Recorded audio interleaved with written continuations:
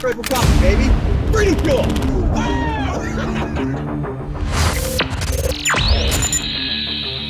What do we not want to talk about? What are the off-limit things? I don't talk about The Office. Anything else is... Well, that was on the show, so we just fucked that up. So we might as well just... While you're rolling, we have to air it now.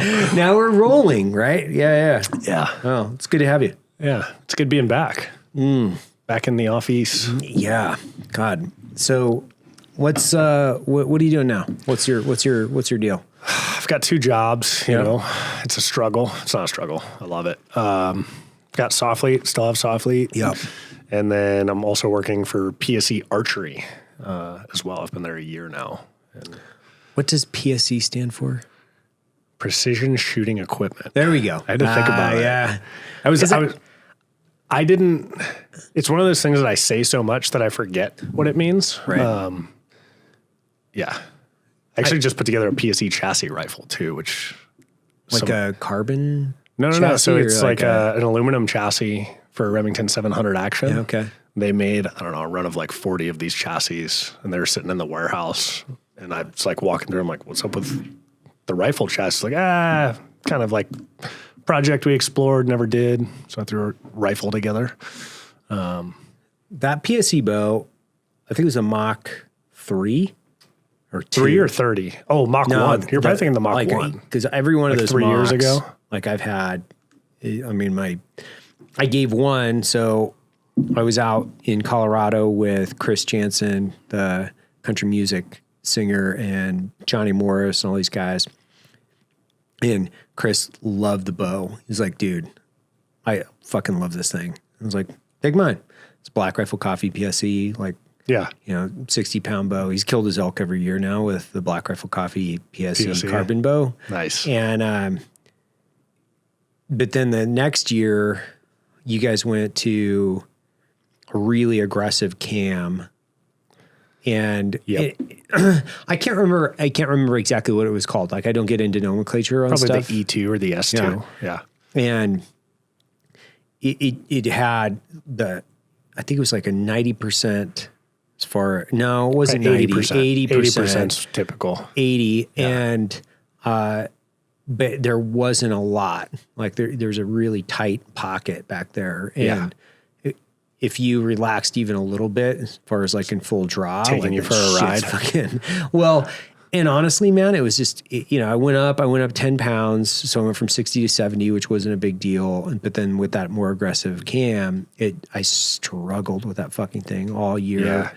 And once I went to a different cam, it was fine. Yeah, we have that's the E2. The EC2 is kind of the good for everybody. You lose a couple feet per second, which modern bows now are so fast. Who cares about 2-3 feet per second? It's some guys like the E2, and a lot of it's on the draw length. Like the longer draw guys get more of a valley. Yeah. So I actually shoot the E2, the more aggressive cam, really well, but I'm a tall, gangly guy, so my draw length, I've got more. What are you, 30? Space, 31-inch draw. Oh, yeah, 31. Like I'm 28 and a half. Yeah. So some of our bows won't even go to a 31 with the EC2 cam, like the new Mach 30 that I hunted with. I shot that at a 30.5-inch draw, which is technically short for me. Right. But so the cam option changes a lot. And PSE previously, they were putting the more aggressive cams out on the market, and now we're like, hey, you're losing 2 feet per second, but the EC2, which is the softer shooting cam, is kind of the standard for That's bows. The one. Yeah. Well, were you turned on to archery when you were in the mill? Yeah, so I got turned on to archery. I was leasing rights to hunt a farm in North Carolina when I was stationed at Lejeune. Mm-hmm. And I hunted before that too, but in North Carolina, Sunday is bow only. So if you have a weekend to hunt. Like Sunday is bow only in North Carolina. Yep. Wow. At least it was back then. I'd have to look Jesus an archery hunter or something? Yeah, I don't know why. I'm guessing that they wanted to give game wardens. I don't know if they're giving game wardens time off or why it was bow only. But at the time it was bow only.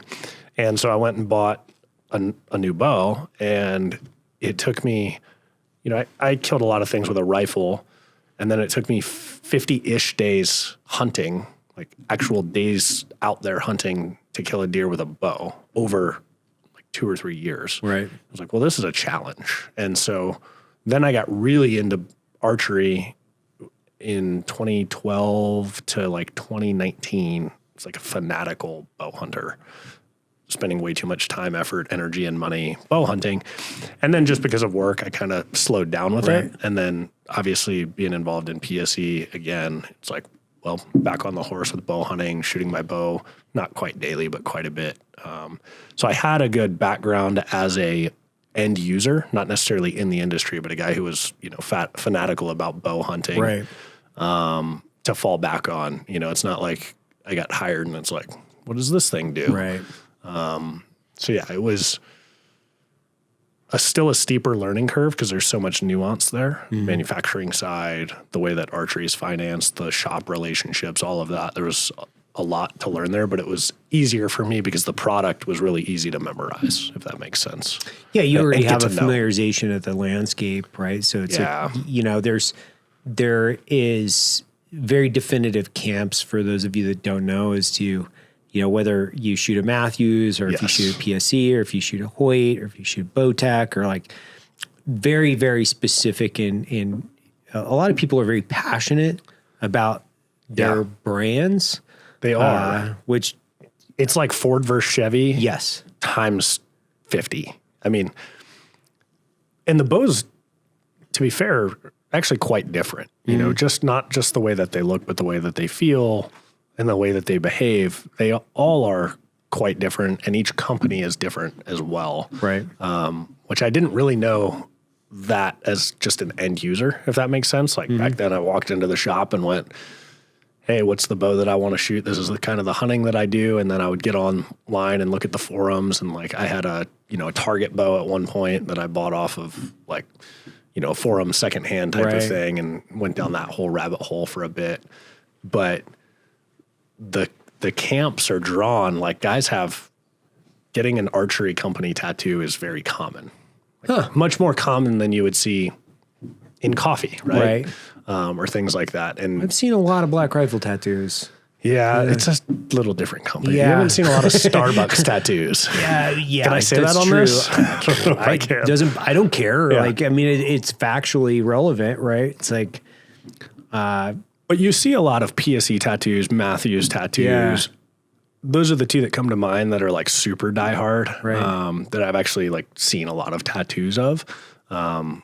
But I'm certain that there's Bowtech and Hoyt. I think Bowtech actually gave away free tattoos at the Archery Trade Association convention one year, if I recall correctly. I wonder if there was a lot of neck tattoos, like a lot of neck tattoos. Like face tattoos. Like Post Malone. It's an homage to Posty, right? Where I'm going to get a Matthews across my forehead. He's a big gun guy. We might be able to get him into bows and then get like a PSE teardrop. He's here. I mean, he's here 50% of the time, I guess. He's in Salt Lake. I've met his dad and a bunch of other people. I haven't met him yet. I guess he's super cool guy. Joe fucking loves the guy. So I was getting a pistol belt made from Wilder Tactical, and they make most of his like pistol belts. Wilder? Yeah, it's called Wilder Tactical. So they were doing one for me in like a custom Soflete pattern. Right. And I guess one of the guys sent a picture to, it was either Post Malone or one of the, like his manager or somebody like in his crew. And they're like, oh, I want that. So I went in to get my belt and I'm like, hey, is my belt done? You said this week. And like, we gave it to Post Malone, or like one of his guys like, all right, I can't really blame you there. Definitely way cooler. Can you make me a new belt though? It's weird because you have a really diverse background of things, right? Because you're, a former Marine, I mean, can you even say, because I know like Marines don't like saying special operations, right? No, we do you could say that. Or, right. Like critical skills operator is the title of that job by MOS or Marine Raider. But I think they call everybody a Raider at those battalions now. But I just say Marine Special Operations usually so that I don't muddy it up. You don't like to confuse people. Because most of the time, like, nobody knows what it is either. They're like, MARSOC, what is that? Is that Navy SEALs or I just say I was a Marine, and they can infer whatever they want from that. Right. And I think what happens is like the warfighter community within the different branches, when you have different tiers associated with warfighters, there's kind of one in the Navy, which is there's SEALs. Yeah, that's it. Yeah. So it's really easy for them to differentiate from a branding perspective. Whereas you have, and there's the evolution too in the different branches, because in the Marine Corps, you've got, Recon, you've got Battalion Recon, Force Recon, you've got Raiders now, you've got all these different sections. So it's fucking confusing, even to guys that are, hey, I was in the mill. I still don't quite understand how this thing is organized. So for civilians, it's really easy, even from a branding perspective, when you have one branch that's like, oh yeah, they carry saws and go down range. Yeah, it's team guys. Yeah. Okay, but Marines and Army, they're a little bit different. Yeah, and to your average civilian, a lot of them, what I've seen is Green Beret, Navy SEAL, Force Recon. Those are kind of like interchangeable terms to them, which to us are like, no, there's a very nuanced difference. And some guys like get ready to fight over it. Yeah. You and I are kind of the opinion, like if somebody's like, oh yeah, Brent was a soldier, I don't give a shit. I don't care. And other guys were like, I was a Marine, right? And you and I are past that, probably because we have, second careers and lives and things that we've gone into. Yeah, I never necessarily associated my identity with my headgear either, right? It was a profession. So, and I knew it was a finite amount of time throughout my existence. So I think part of the issue is that when you have so much of your identity tied into a branch of service, like part, and I'm not saying people should be really like, they should celebrate their service. They should. Yeah, I said no matter what their service was. Yeah, man. But when you're like stitching your entire identity directly associated with your military branch or your MOS, in a lot of ways, I've seen that really bite people in the ass, because now they have a hard time transitioning, redefining their purpose, right? Who they are. I mean, philosophically, it's like, what is my essence? If I'm not a Force Recon Marine, or if I'm not a Green Beret, what is my purpose in life? And I guess I've never really been in mind like, this is my last stop. I mean, I did. I just kind of like, for a while, I was like, well, if I live, I live. If I don't, I don't. It's not a big deal. I think that I liked to think it was not my identity while I was doing it, but in reality it was. Mm-hmm. And what ultimately changed that was fatherhood, where I was like, well, now I got this other thing and that coincided closely with the GWAT ending. So it was easy for me to like hang that up. Now my identity is like dad first, like number one. But I do think that for a long time it was my identity, where like, no, I'm a soft guy or a MARSOC guy or whatever you want to stick on that. And I did tie myself to that identity, even though I liked to pretend that I wasn't doing that. I think I did for a long time. But I think for those of us, maybe, I don't know, I mean, this is like total speculation, where if you're fully committed to that, whereas like you're unwittingly kind of doing it, knowing that eventually you're going to not be directly tied to it. It might be easier. I mean, but you see that civilians do that too, though. Like, there's like, if you talk accounting or die. Well, I've seen it. Archery is a tiny business, but it's like sycophantic, right? And so, I've been in that industry now for a year, which is not a long time by any means, but people are tied to being in that specific industry, and their identity is absolutely tied to it. And that's not just in archery. A car salesman, I've seen guys that were like, no, I'm a sales guy and I'm a car salesman. Yeah. Like that is I have friends, I was like really into mechanics in high school and, still work on cars and stuff. And my buddies that got out of high school and became, techs at Honda, Toyota, whatever, like that is their identity 100%. So I don't always necessarily think that it's a bad thing. I think it's a bad thing when you're no longer doing that. Like, okay, you're not a mechanic anymore. You're, let's say, like a GM of a dealership. You've been promoted up and out.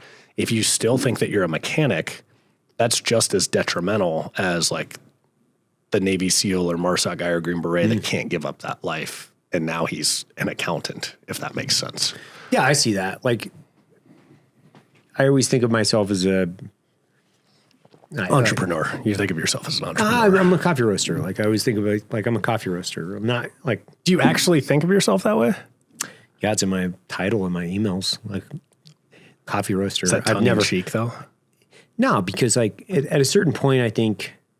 Well, this is the way I look at things specifically is, and I stole this from the Marine Corps, which is every Marine is a rifleman, right? Yep, sure. It's like everybody here is a customer service. Okay. Everybody here is a customer service representative. I like they're that a representing lot. the brand. Yeah. And so, for me, if you take pride in your product, which I would say I do, that's the way I've looked at myself is like, okay, I'm a coffee roaster first because that's what I've always done. Yeah. For, since 2006, right? Like that's what I do. I'm a coffee roaster first. Everything else after that, but I am a coffee roaster first.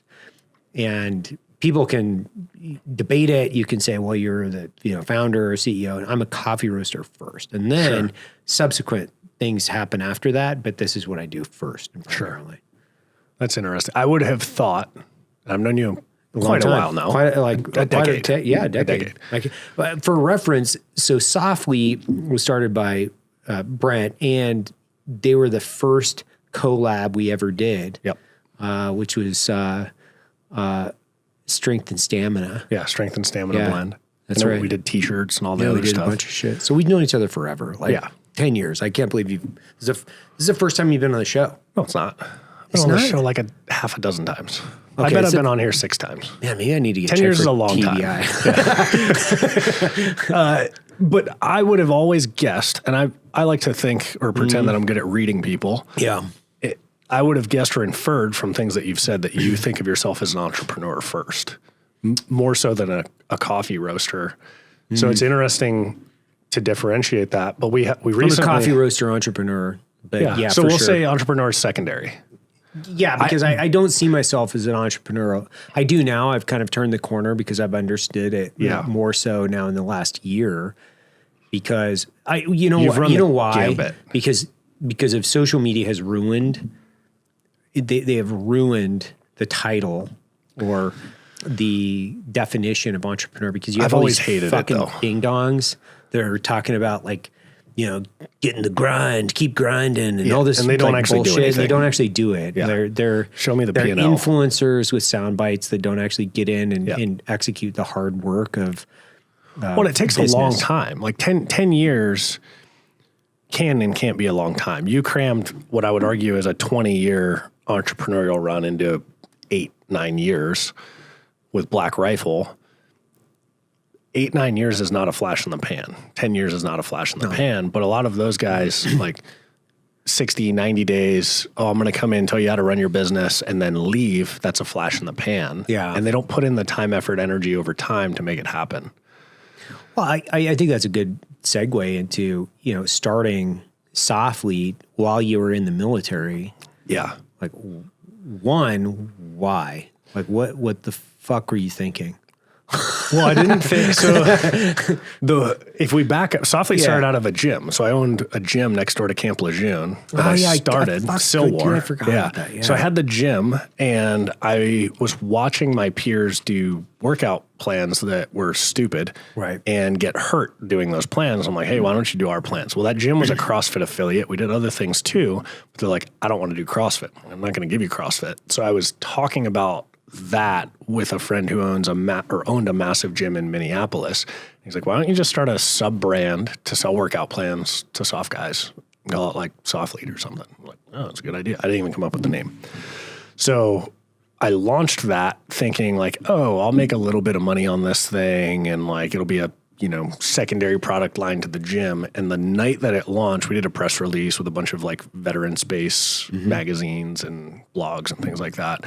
And the night that it launched, it did more business than my gym did the previous month. And that's when it was like, oh shit, this is a need. Really, it was a need that wasn't being filled. Because at the time you had guys like Stu Smith, who was a Navy SEAL, and a bunch of other companies, SEAL Fit was out, but they were mostly focused on left of being selected. So it was like the Get Selected program, the pre-buds prep, et cetera. And we were one of the first ones to really focus on the operational career and now focusing operational career and after. And we still have the selection prep stuff, but our focus was on, because I was in a team and I wanted to see my teammates that had been there longer continue their career without breaking. Our focus was, okay, how do we get these 25 to 45-year-old guys to get at a high level of fitness and maintain that over the course of a career? Right.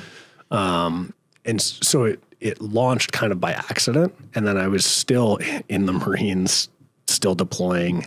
And it was a good test bed because I had teams of guys to use. And it was also a good litmus test for, is this, going to be a business that I can exit the Marine Corps into? Right. Which obviously it was and is.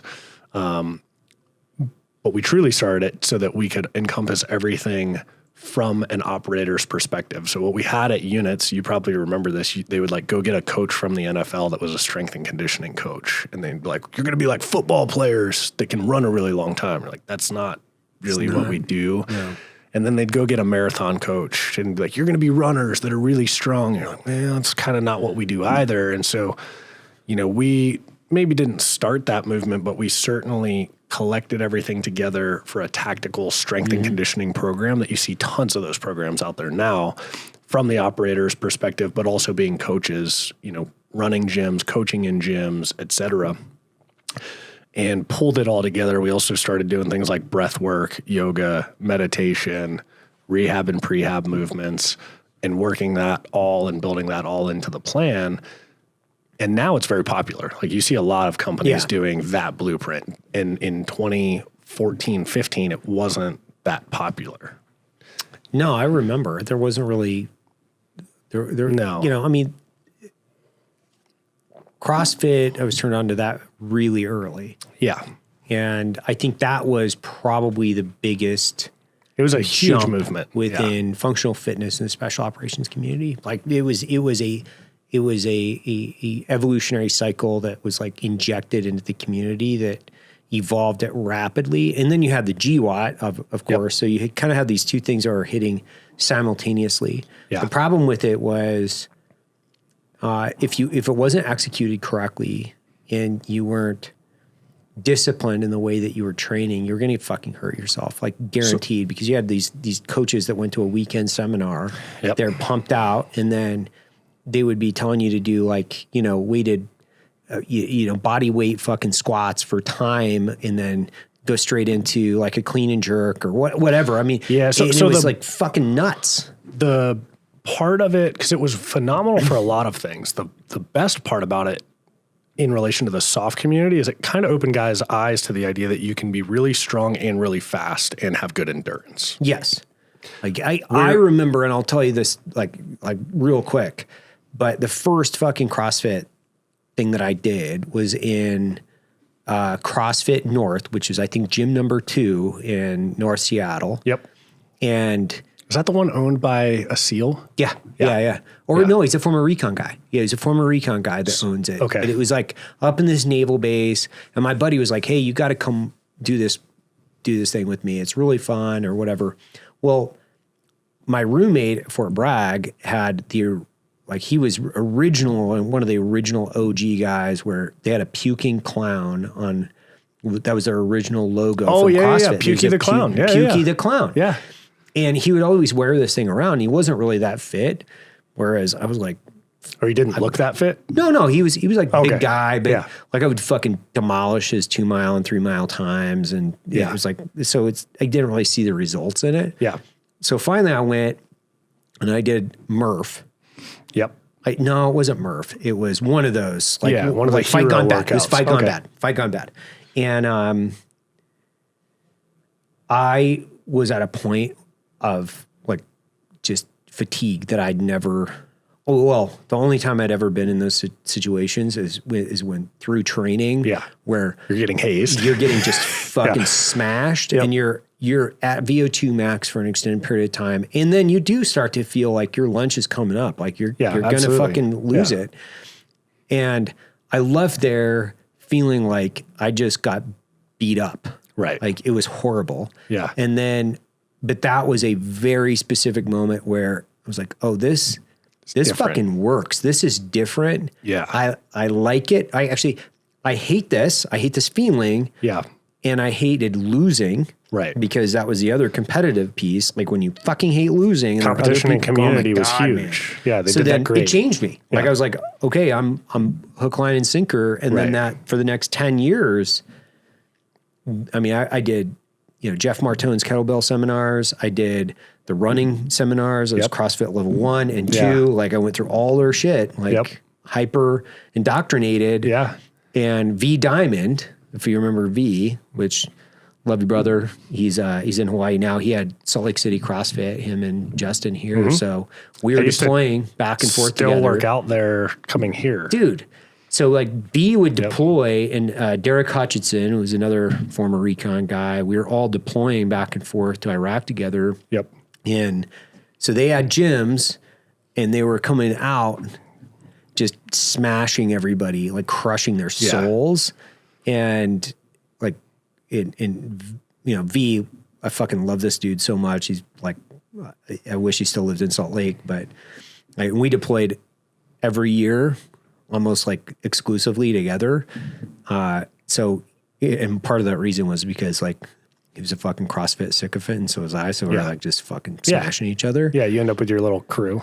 But your app, so that nice little segue of me being caffeinated and ranting about CrossFit switches it back. There wasn't a lot tying it together, meaning like I need the practical, tactical application. No, and where, like, let's say for conversation's sake that you had the world's greatest CrossFit programming, it ended at strength and conditioning, if you want to call it that, right? It ended at doing movements that got you strong and gave you an aerobic base. There was no warm-up typically. There was no cool-down. There was no rehab, prehab. There was no breath work, meditation. All of those things kind of dovetailed in later into CrossFit, but Minobi knew how to put those parts and pieces together. And I could say we're, one of the first ones to put those parts and pieces together. We also cut out all of the skill movements from the gym, like high skill movements that you would see, like handstand walks or something that's very like the CrossFit tricks, if you will. So we cut out a lot of that. We tried to limit the skills necessary to complete the workouts so that guys weren't getting hurt, not necessarily due to lack of fitness, but due to lack of skill in the movement, if that makes sense. Yeah, so like, if you do a clean and jerk, dude, that is a very specific. Even worse is a snatch. A snatch. A snatch is even worse. Yeah. So I mean, overhead squats. That's another one. So there's a million different exercises that we could reference that require coaching. Yep. And that was the one thing that I realized because those guys were coaches. Yes. And they were also, deploying in their prior service. They were good. They still are. They're really fucking good coaches because they understand fundamentals of strength and then movements and communication and community too. Because that part of being a coach where you can look at somebody and figure out what they're doing incorrect, that's like day one stuff, right? Like that's low level, but now figuring out how that person's going to respond for you to actually get the changes you want, that's a whole other art form, of communication with those people. Did you ever meet Randy Rhodes? Do you know who that is? No, doesn't matter. He's like, he had a gym for a long time. He's a good buddy of mine, former fifth group dude. I was doing something all fucked up one time, like just like totally jacked up. And he comes into the gym. He's like, dude, you're going to break yourself. And he was my SEER instructor. So the last time I'd remembered Randy, and there's this iconic photo. We'll actually find it for this episode. There's this iconic photo, and he's like this fucking super jacked dude in SEER school, and he's like yanking on somebody, and he cut off his sleeves, and he's got this fucking giant bicep, and he's getting ready to smack somebody in the face, something like that. Nice. Well, so Randy's like a super intense personality, but he's also been in that North Carolina CrossFit community for a long time. And I might have bumped into him like when I was in that and owning that gym. Like, you're going to fucking break yourself. You need to stop doing what you're doing. Yeah. Thank God, man, the community was full of really fucking educated guys that knew what they were doing. Well, and there was a lot of good information out there at that time too, and a good transfer of information. And, social media was great. I liked it back then because there was transfers of information. It wasn't like the death scrolling TikTok stuff. Yeah. But yeah, so what we did is we took all of those things, parts and pieces, and then we were selling programs in PDFs on the internet, which is a terrible way of doing business because people just give them to their friends. And so then we moved to a third-party training app, and that wasn't great because we were basically just handing money to somebody else. So we built our own app, which took me down, a massive rabbit hole of how do you, build an app, because I can't write a single line of code.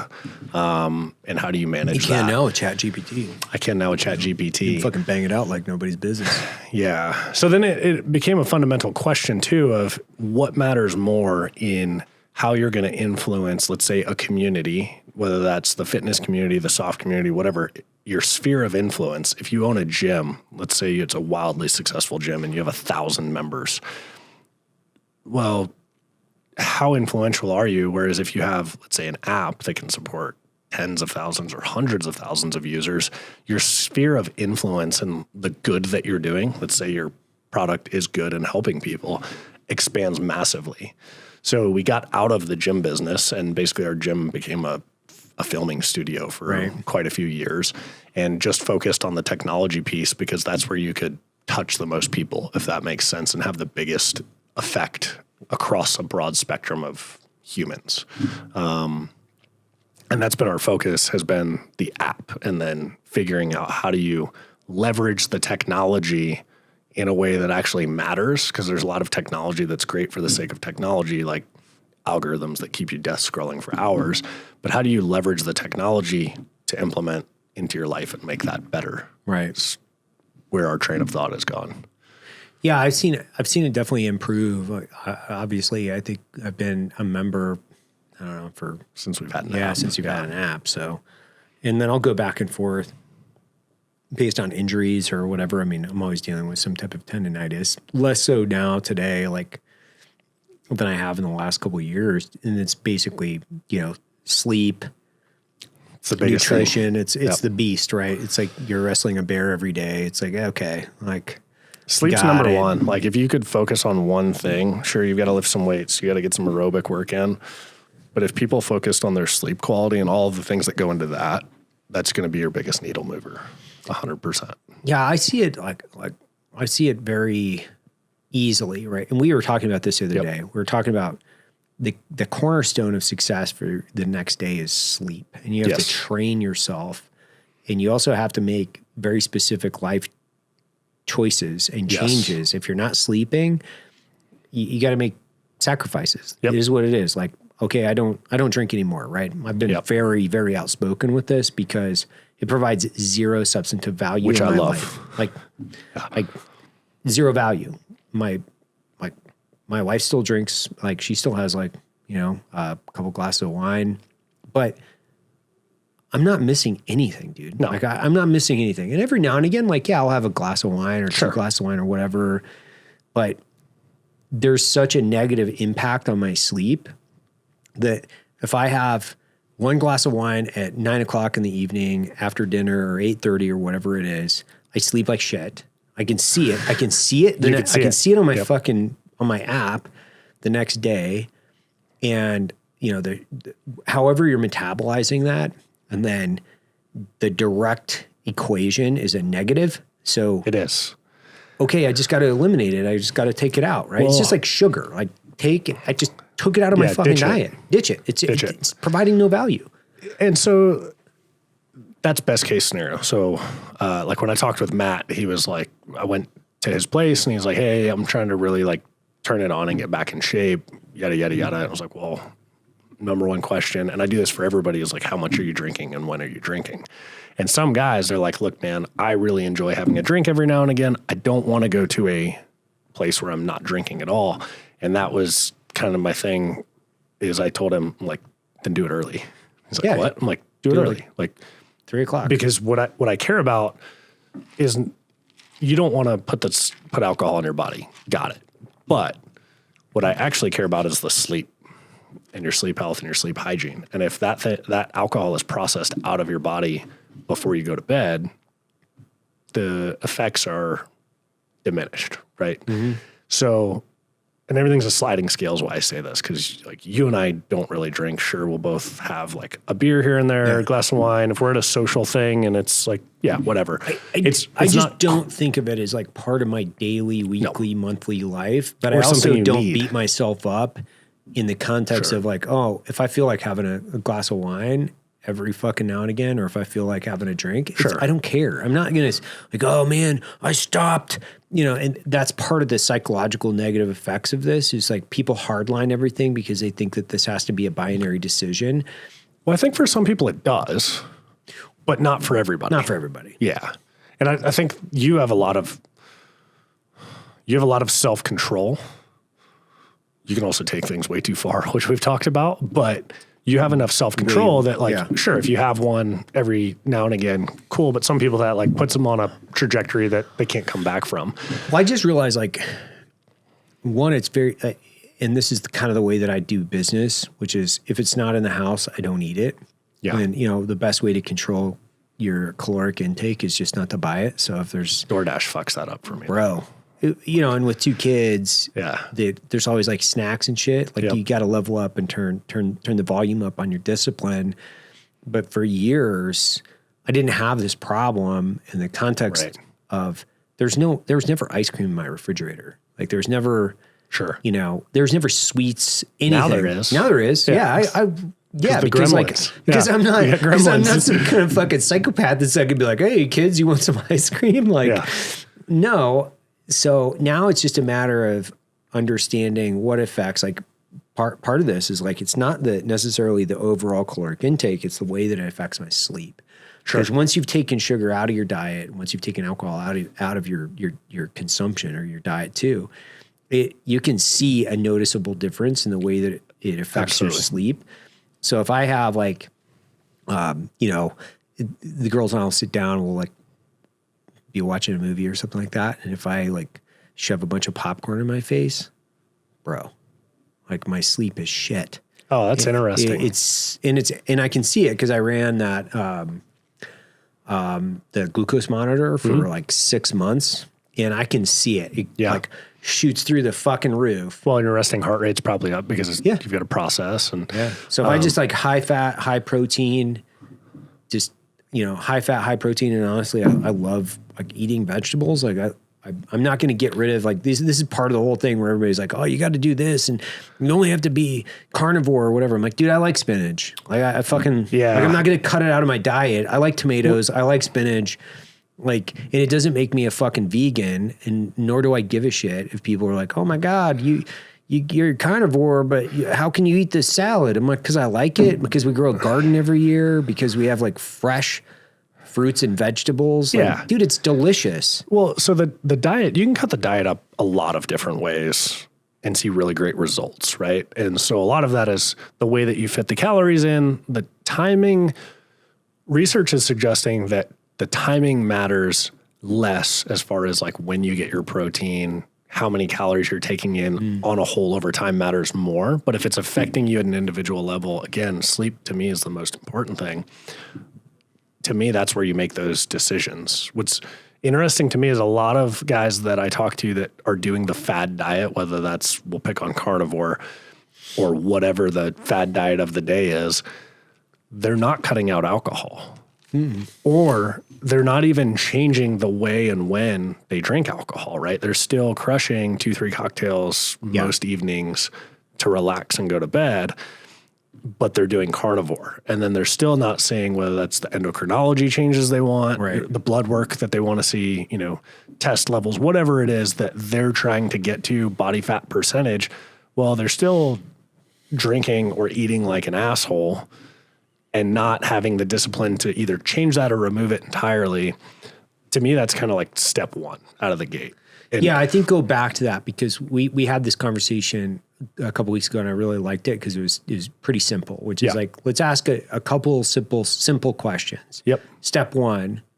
What's alcohol intake? That's always my number one. What's alcohol? Because your alcohol intake, I can tell whether or not you're really prioritizing sleep immediately out of the gate. Because that research is out there in our communities and world. And if you haven't taken that step to remove it yet, you haven't done really any research to fix that biggest part to me, which is the sleep. So why are you even looking at, let's say, the 20%? If you haven't done the 80%, why are you looking at the 20%? Yeah, and to provide context, what we were discussing a couple weeks ago was the TRT, right? So guys jumping on TRT that haven't fixed their diet and their sleep, and then they haven't necessarily fixed their exercise. So they're looking for these fixes. And what they want is they want to bypass the things that they need to work on because they're saying, well, I got low T and it's causing me not to sleep and I've got all these different issues. But if you're charging through a bunch of Chick-fil-A every day and finishing off with, a handful of fucking drinks and then you're sleeping like shit and you're like, oh man, I need to jump on TRT. Well, hey, let's maybe start with like trying to figure out what's going on with sleep. Yeah. And then let's try to figure out your workout and your diet situation before we jump on that. There's a whole industry there around the TRT now. And there's also guys that want to justify their own use of TRT and lack of lifestyle changes. And there are loads of guys out there that are doing all of the things right, and they still need help with endocrinology. Let's just call it. Their blood work still isn't great, and they need medication, whatever that is, to fix that. But they're already doing, let's say, the 80% correct, right? They're not drinking alcohol regularly. They're prioritizing their sleep. They're eating relatively clean and healthy. They're getting exercise 2 to 5 days a week, 2 to 7, however you want to put that. They're doing all the things correct, and they still need TRT or whatever the medication, because that's a medication. Yeah, by no means is this a condemnation of guys doing TRT. Like, this is that's not the conversation. It's saying like, it's the don't guys look for a shortcut before you solve the easy fixes. Yeah, your one statement, it distills down to they don't want to do the work to get to here, so they're looking for the shortcut or the hack, right? Like I love you're going to hack your whatever to get there. It's like, no, if you do all of this work, you're probably going to get there. And I would argue most of the high performers you see, they're doing this 80% right. And then maybe they also need the additional help. Yeah, you can't cold plunge yourself out of a half a bottle of Jack Daniels, just to make sure that everybody knows. Like, you can't. That's a great quote. You can't cold plunge yourself out of a bottle of Jack Daniels. You can't. Yeah. Like, it's not possible. It's like, man, I see these dudes like, and trust me when I say this, like I'm looking at my friend group, my peer group that I'm like very harsh on. And probably like, yourself I'm not a fucking nice person like to my friends. Like, to be fair, when you're my friend and you're doing some bullshit and you're living like a hypocrite and you're saying a bunch of random ass bullshit, I'm going to call you on it 100% of the time. Yes. It's like, oh man, I'm eating carnivore and, cold plunging every day and getting my red light therapy and it's not working. I'm like, well, it could be like the bottle of Jack Daniels. The bottle of Jack Daniels that you're putting in your body. Like, that could be a problem. I don't know. Like, I'm not a scientist or, a professional nutrition scientist, but I'm just saying that could be an issue. Yeah. And then there's other life stressors that play into that, right? Because stress is total and cumulative, right? Yeah. So your stress from your fight with your coworker is going to have an effect, much like your stress from not sleeping or training really hard. Or your workplace wants to institute pronouns across the board. And you're like, what? You're getting blasted an email for not having your pronouns in there. Hey man, you got to put your pronouns in there. Yeah. Luckily, I've never been in that really environment. Stressful, right? You're like, oh man, I want to light these people up. Well, what you will also have on that opposite end of the spectrum is that guys are really stressed about whatever that they can't control. So let's say your work stress. You can't really control your work stress. It's very challenging too. I will disagree to a certain. I will disagree to a certain point, which is, I've seen a lot of this is that people procrastinate, whether they're witting or unwittingly. Sure. And then what that does is it amplifies the individual stress based on decisions that the employee has made. So they'll punt or they'll pontificate. They'll fucking they'll push off till tomorrow. They'll spend a little bit less time trying to understand. I'm thinking less about that person and the person that is like you or the high performer that has a high stress job. Oh yeah, okay. So this guy's got a high stress job because of that is the job, right? There's It's the jobs job. out there where Yeah. it's like, I've had this conversation where I'm like, people don't call me when shit's going really well to help their business. They just don't. Like, shit's not going super well, and people are like, you know who I want to call is Brent to have him come take a look under the hood. Doesn't happen. So my job is inherently always going to be stressful. And even in my own company, my job, one of my jobs as a CEO, I always say I have 3 jobs, and one of those is to fix problems, which means that I'm taking on stress from other people. That's like the primary job. The primary job. Yeah. Yeah. So, which we could go down that rabbit hole. But we will. Yeah. So if your job is high stress, that's something, let's say you cannot mitigate. You can't mitigate the high stress. But let's say, and you see this a ton in our community, in the fitness community, that those high performers, one of their outlets that they feel is a great outlet is training really hard. Right. And one of the reasons is that now they're so tired they can't think about the stress from the job. But what they're really doing is taking that high stress workout and that high stress job, and they're making a little ball of stress that gets really ugly. And so if they don't have a way, we call it like filling your cup, let's say their cup is full, if they don't have a way to dump something out of that cup to de-stress, whether that's meditation, breath work, whatever you want to call that, that actually something cathartic, shooting archery. We've talked about how cathartic shooting archery can be. Something like that to de-stress. Now they're just taking what is stressful and they're adding more stress. And so I will see some of those really high performers that are doing 120% and now they're breaking. Right. Because they're taking that stress and then they're adding the stress of the workout, if that makes sense. Oh, no, I've seen that. I've also seen unrealistic expectations being put on people based on what I would say is the image of social media. Yeah, for sure. Right. So it's like I had Tim Kennedy. He was on a previous show. And like Tim functions in, we'll say, a category of a 10th of a percentile of human beings. Sure. So trying to live up to a Tim Kennedy type of standard is, that is something like, hey, aspire to, like really like try, because honestly, like go for it. But like if you just unpack that guy's background, right? He's an MMA fighter, a Green Beret, you know, he's a successful fucking entrepreneur. Like, I'm curious if you go further back too, right? Like, dude. So, and he has the amount of physical strength that guy has. Like he has the strength of a gorilla. Yes. Like it doesn't seem humanly possible for a person to be that strong. I don't care how much you train. I don't care like how well you fucking fix your diet. I don't care. There's just things that you have to understand about your body and your personal limitations. Like you might never get to be that strong. Well, in your training age, like we call it your training age. I am certain Tim has been training like a psychopath since he was a child. Yes. Like I would argue. His dad's a cop, his brother's a cop. Like they've been. Was he a collegiate athlete?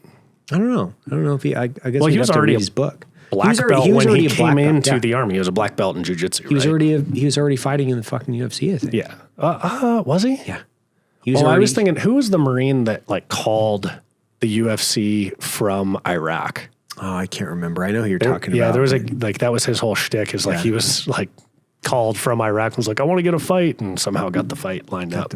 That wasn't Tim though. But I think my point is his training age is old. So he's been doing this now for 30 years. Yeah, like that guy has poured layers and layers and layers of concrete on top of a cornerstone of already genetic gifts, right? So now I think it's good, really good that people are out there that live like Tim, because it gives the rest of us mortals the aspirational goals to be like, oh, that's what that's what people do. The flip side of that coin is Chris Hunt.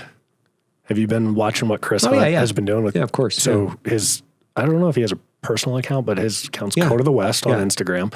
And this winter he was like, he called it Fat Camp. He's like, I'm going to get in Fat shape. Camp. Yeah. And he looks like a different human being. Yeah. But it's only in 6 months, maybe. Yeah.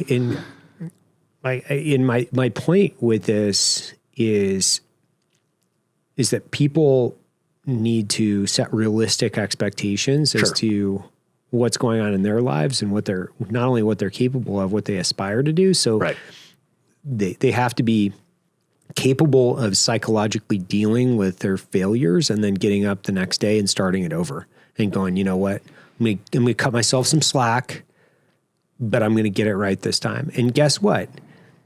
The journey of 1,000 miles starts with one step. And if you keep stepping it, you keep stepping it over and over and over. You know, a really good friend of mine, he was a chief warrant officer of a different ODA. We were having this conversation one day. Super, super smart guy. It's a Rhodes Scholar, like fucking really sharp guy. And I remember talking to him about, you know, just like life. Yeah. Like, you like talking about large philosophy. I really like talking about like weird fucking philosophically driven principles. Yeah.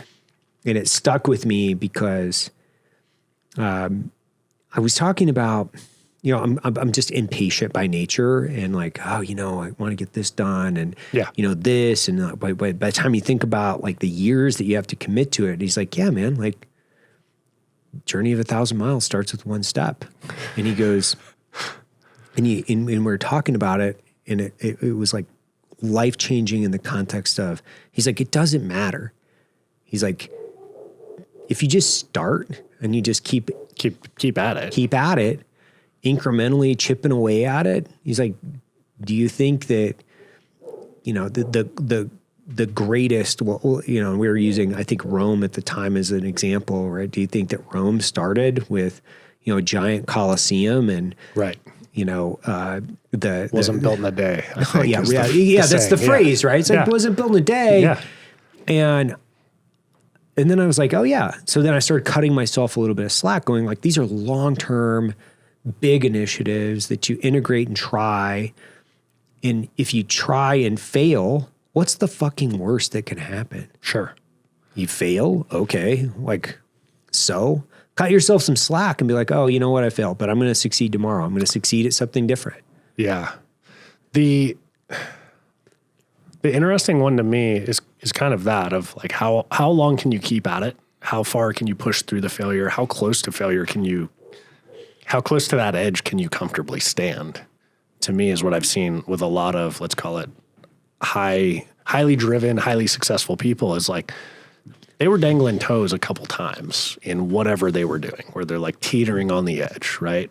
And whether that's an athlete or somebody in business, they put their toes on the edge, and them being able to stand there comfortably and continue to do what they were doing.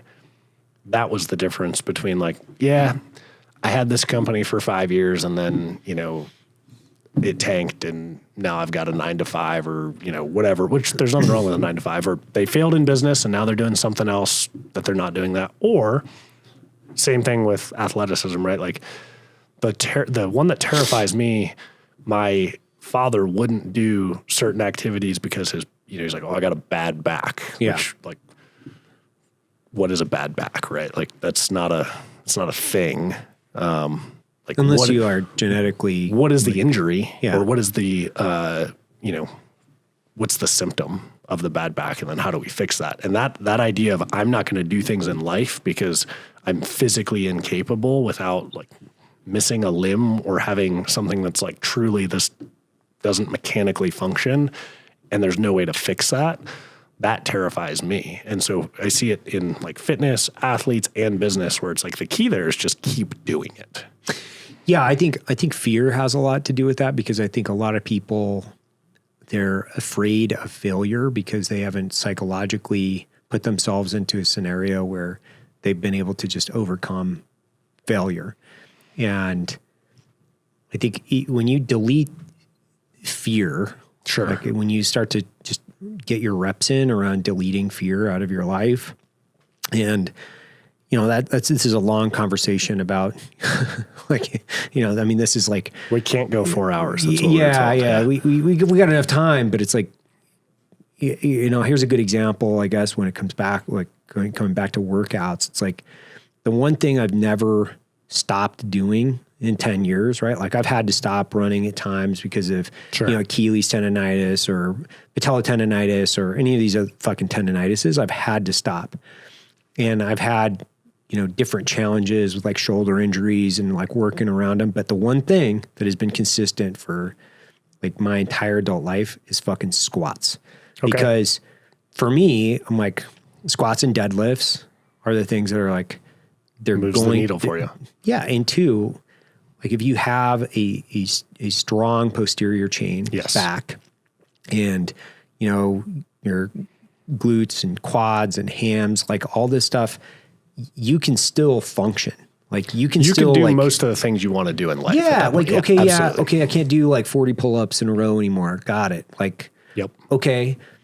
I can't run a fucking, 5-minute mile. Got it. Okay. I'm going to work around some of these things based on like different injuries. But the one thing I'm like, I got to carry this for the rest of my life that I put in my fucking kit bag. It's like, I'm going to squat. Yeah. Like I'm going to squat. I'm going to be committed to squats. I got to be committed. Like I I'd got say squat racks everywhere. You could even make Fucking that more everywhere. nebulous and just be like, I'm committed to a strong posterior chain. Yeah, Because you could do it like I've had times where I couldn't squat. I've got 2/3 of my right meniscus cut out. Some lower back flex. issues. I've got compressed and herniated discs in my back and neck. So I still squat, but I've had periods of time where I didn't squat, but I was still committed to one, training for sure, but two, a strong posterior chain, because like you said, if that's what holds you up and allows you to carry things. Mm-hmm. And so most of the fun things in life to me, you've got to be able to hold yourself up and carry things. So for me, it's always been a commitment, one, to training, and two, a strong posterior chain. Yeah, I think too, it's like when you pivot out of this, like, oh, I can't do this because I have a physical injury. And then you just say, well, I'm committed to this thing, whatever it is. So if I have a knee injury or if I have this injury or if that injury, and it kind of shifts all around the board depending on the time of year. It's like, all right, but I'm still, okay, I'll do hack squats or I'll do air squats or I'll do like TRX assisted fucking squats if I have like patella issues or whatever it is. It doesn't really matter. Like, it's like, those are the things I'm like, I'll find the workaround. And it's like, all right, well, I'm going to go to the pool, swim. And part of that commitment too is like using my legs, because I also understand and feel like I'm ethically obligated. Because you have them. Correct. Yeah. Like I am ethically obligated to continue to use my legs in a way that is like directly representative to the guys that are missing one or two. Yep. So I have to treat them as this is a gift. Yep. It's a gift that they've given me for the sacrifice that they've made. So now I can't abuse that privilege and essentially squander the gift of having mobility. And if I do that, that's a disservice to them. Yeah. So when we had the gym next to Camp Lejeune, at one point we had a lot of amputees working out. I don't know if we had a good relationship with CrossFit Balboa, because they were training a lot of amputees as well. The war was still kicking. A lot of guys in Wounded Warrior Battalion, and training amputees was a massive learning experience for me. Not so much in like, I'm not talking about the motivational side of like, oh, it's badass these guys are in here after they got blown up, but the problematic side of it and the idea of working through a problem, because it started with the question you asked of like, okay, well, what can we do? Right? You have a guy come in and like same exact injury, same mechanism of injury. Two guys may look very similar and they have two very different chains of movement that they can execute. So what they're able to do, both, let's say, above the knee, right leg amputation from an IED, they will have other injuries that preclude them from doing things in the same manner.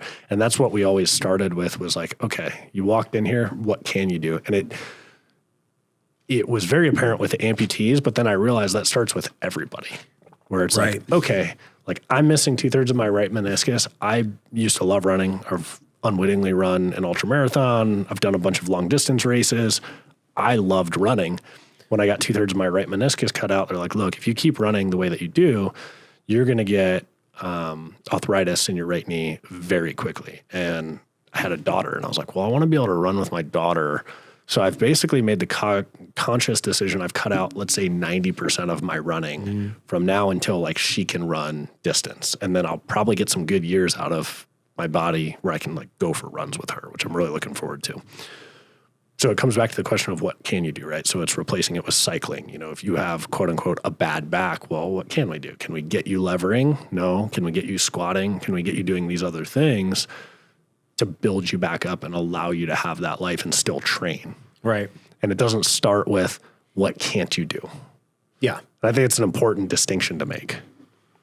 Yeah, I think that's a good point, which is the can't is a negative psychological association Huge. as well. So it's like, oh yeah, but I still have all these other things, right? So it could be like any and all things. Like I was looking at something the other day. I was like making fun of it. It's like some forearm exerciser thing where like you twist it around shake or whatever. weight. I don't know, but I was like, this is fucking what the fuck, man. And then I started thinking about it. I was like, oh, you know what I used to do, but I don't do it anymore, was I have these like 2 5-gallon water cans that I used to just like carry around. Yeah. And then they were just in the gym back there, always full of water. And then I would like Just farmer's carries. right? Like, and One of the best exercises. yeah. And then I was like, oh, cool. And then I went and found those fucking water cans. And I was like, let's fill these things up. Let's like start packing these things around again. It's like, man, it feels so fucking good. Yeah. Like, yeah. So there's like, by the way, it's like there's a myriad of different things that are interesting and kind of fun, right? It's like you put like cloth around the handles. So you're like grabbing cloth, you're like working a your grip gi or strength something as well. like Yeah, that, yeah. right? And I was talking to Pete from Origin the other day, and he's like shed, dude, I think like 40 pounds is what he was telling me. But he has That's like a ton of weight. yeah, he's a big guy. Like he's a gorilla. Like the guy that did Origin Gis. He's a black belt in jiu-jitsu. He is a very, very large human. He's very, and a black belt in jiu-jitsu. He's like a gentle giant. He's super, super fucking nice. But I was thinking about it. I was like, oh yeah, man, like taking that gi cloth and like creating something for kettlebells or something. Yeah. You know, where you're like, oh, I'm carrying like a handle. around. Yeah. Does he, this is a total tangent, but does he have a really weak handshake? No. I've noticed a lot of guys that are like massive, crazy strong humans have like a weak handshake. And I think it's an because they don't want to crush. Yeah, they don't want to kill you. Yeah. They don't want to Does like. Wellborn have a fucking, no way he does. No, he doesn't. He wants to crush your hand. Yeah. Yeah. Like Big Daddy. Like Big Daddy's a giant with giant meaty paws. And he's like, I'm going to crush your fucking hand. It's like a when I bushel shake of it. bananas. Yeah. You're like shaking hands with a bushel of fucking bananas. I've seen so many guys where you're like, oh man, like you almost are like, this dude's just going to crush my hand when I shake it. And I'm not a small guy, but like there's those guys that are like, 6'6", 300 pounds. And you're like, this guy's, and they like dead fish it. And you're like, it's an overcompensation. It has to be. Like, It's got to be. right, how involved are you with like John and his stuff over there? Wellborn? Yeah. I talk with Wellborn a lot. Yeah. There was a time actually, so after starting Soflete for probably 3 years, I did not do Soflete programming. And I would only do other people's programming because I wanted to see what was out there to bring back to our programming. So it's when I was still actively coaching, actively writing programs. I would go through other people's seminars, like take their parts and pieces of information. And I did his programming quite a bit back then, along with others.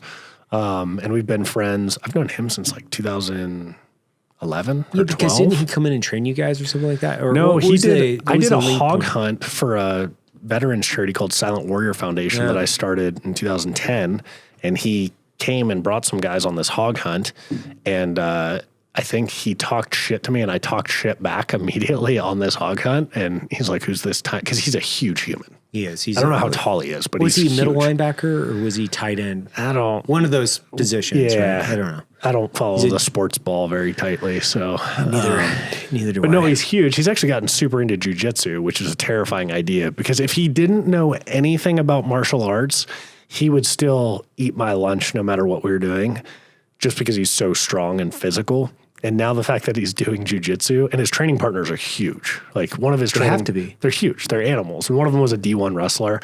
So I talk with John quite a bit about different training things. He's very involved in the interpersonal, like training coaches.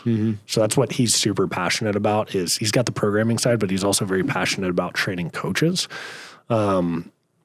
and they've got some good things going. They are great. Their slogan's like masters of movement. Yeah. And so, Soflete, we're more of a holistic approach to training. Like, I don't think you're going to see yoga in any of John's programs. Ours, that's where we gravitate towards, is a holistic approach to training. His is, I want to make you the best at teaching movement, which is super important. Do you do yoga? I used to a lot, and now not very often. Probably once a week at best. Is that like hot yoga, regular yoga? What do you do? There's like a 30-minute flow in our app for like hips. And really it's just me moving through various holds and poses and doing breath work. Breath work I do regularly. I would say daily or semi-daily. So that's what I'm getting out of it. So when you look at your app, and you, like when you open it up in the morning, what do you think some of the most important pieces are that you take away from that? Like that you're trying to not only build back in, but the things that you're taking away. Yeah. So for me right now, I crashed my dirt bike in Mexico right before Baja 500 and my 2 herniated discs that I had in my lower back, it exacerbated that injury greatly. So for me, I'm kind of rebuilding my posterior chain because for a little bit there, I was not squatting, not deadlifting, power cleaning, any of that. I was just rehabbing that lower back. And so for me, the most important thing right now is strengthening my posterior chain. But I think to answer your question, it depends where you are, because there was a time when I was rehabbing more than strength training that the yoga flows were the most important thing to me. Like I might not even lift weights, lower body, and the yoga flows mattered more. Right. Some people it might be the diet because there's a whole nutrition side of the app as well. For guys in our community, I would say it's the recovery aspects that are most often ignored and thus the most important thing to them. Because guys in like military, whether that's SOF or not, they're typically in pretty good shape. They've got a decent aerobic capacity and they're relatively strong. Relatively. Yeah. Like Wellborn's going to hear that and be like, I bench press more than you deadlift. That's not the case. But as a swath of the population, that's relatively true. And then if you look at the higher performing units, if anything, they're usually overworking and under recovering, if that makes sense. Like some people argue, well, you can't overtrain, which I would argue with that, but you can certainly under recover for your level of training. And I think that's the bucket that most of our guys are in, is they're not taking any of that stress out of the cup. I've been reading this, like I would say it's not new, but I've been listening and reading more on, grams of protein. Yeah. Like this is it's kind of become a hot button topic. Yeah. Again. It's a hot button topic. And it's like, I was talking to my wife about it the other morning because she was like talking about, I forget who was on what show, and she was listening to it. And I was like, yeah, that's been around for like 30 years, by the way. It's like 1 to 1.5 times your body weight daily. But then absorption rate has been, I think that's yo-yoed as far as what was best practice. Yeah. And so now I think, there's, I think a lot of information that's associated with like 40 grams of protein per meal is about the only, like that's kind of what you can absorb. So if you're looking at that's historical knowledge. Yeah. Yeah. So how many meals you have to have, which is like, for me, like I actually like to fast. Like I prefer it because I function better. You do a morning fast? Yeah. And I've been trying to I shifted things up like, I don't know, 2-3 weeks ago, where now I'm trying to get morning protein. Okay. And it's fucking hard, man. I do not like eating breakfast before I work out at all. Like I think it goes all the way back to like you would go for a run, you'd work, you'd do morning PT and then you'd go to chow, right? Yeah. Well, I've been so indoctrinated. 20 years of indoctrination. Yeah. And I do not like it, like at all. Like it just fucking bothers me because I'm like, dude, I do not like having anything in my stomach. Like I like being like completely empty. Yeah. When you train. Yeah. I do not like training on any protein whatsoever, but I'm trying it. I'm like, okay, well, this is going to be hard. And it is a challenge because protein intake and trying to get, 150 grams of protein a day is not fucking easy, especially when you're doing it in, 40 gram increments and you like to fast. And it's clean-ish. Yeah. So there's a couple things there. The research is showing before I'm going to butcher the numbers to a degree, and people can you do your own homework. Yeah. So let's say, for conversation's sake, that the research for years has been, hey, you can't really absorb more than 30 grams of protein in one sitting, which is why your scoopers are usually, let's call it 20 to 30 grams of protein per scoop. And now research is suggesting you can actually process much more, like double that intake. But it also changes, like, you don't weigh 213 pounds. I do. So you can surmise that I can probably process at least a little bit more protein than you can. Right. You would think. I think it's a reasonable conclusion to draw. Right. But protein over time matters more than timing, because we used to think about it as like timing in your anabolic window was like the most important thing, right? Or you're going to start eating your own muscles after a workout. I remember hearing this, and really it doesn't matter. It's like if you spread this out over a day or a week, that's what matters. But it's really hard, like you're saying, to get for you 150 grams of protein, for me 250, 300 grams of protein. That's a lot, especially if you're eating clean, which is really, that's why protein supplements exist. Yeah. It's not because it's the best way to get your protein. It's more that getting protein takes a lot of effort. And so the supplementation exists to get you to those levels.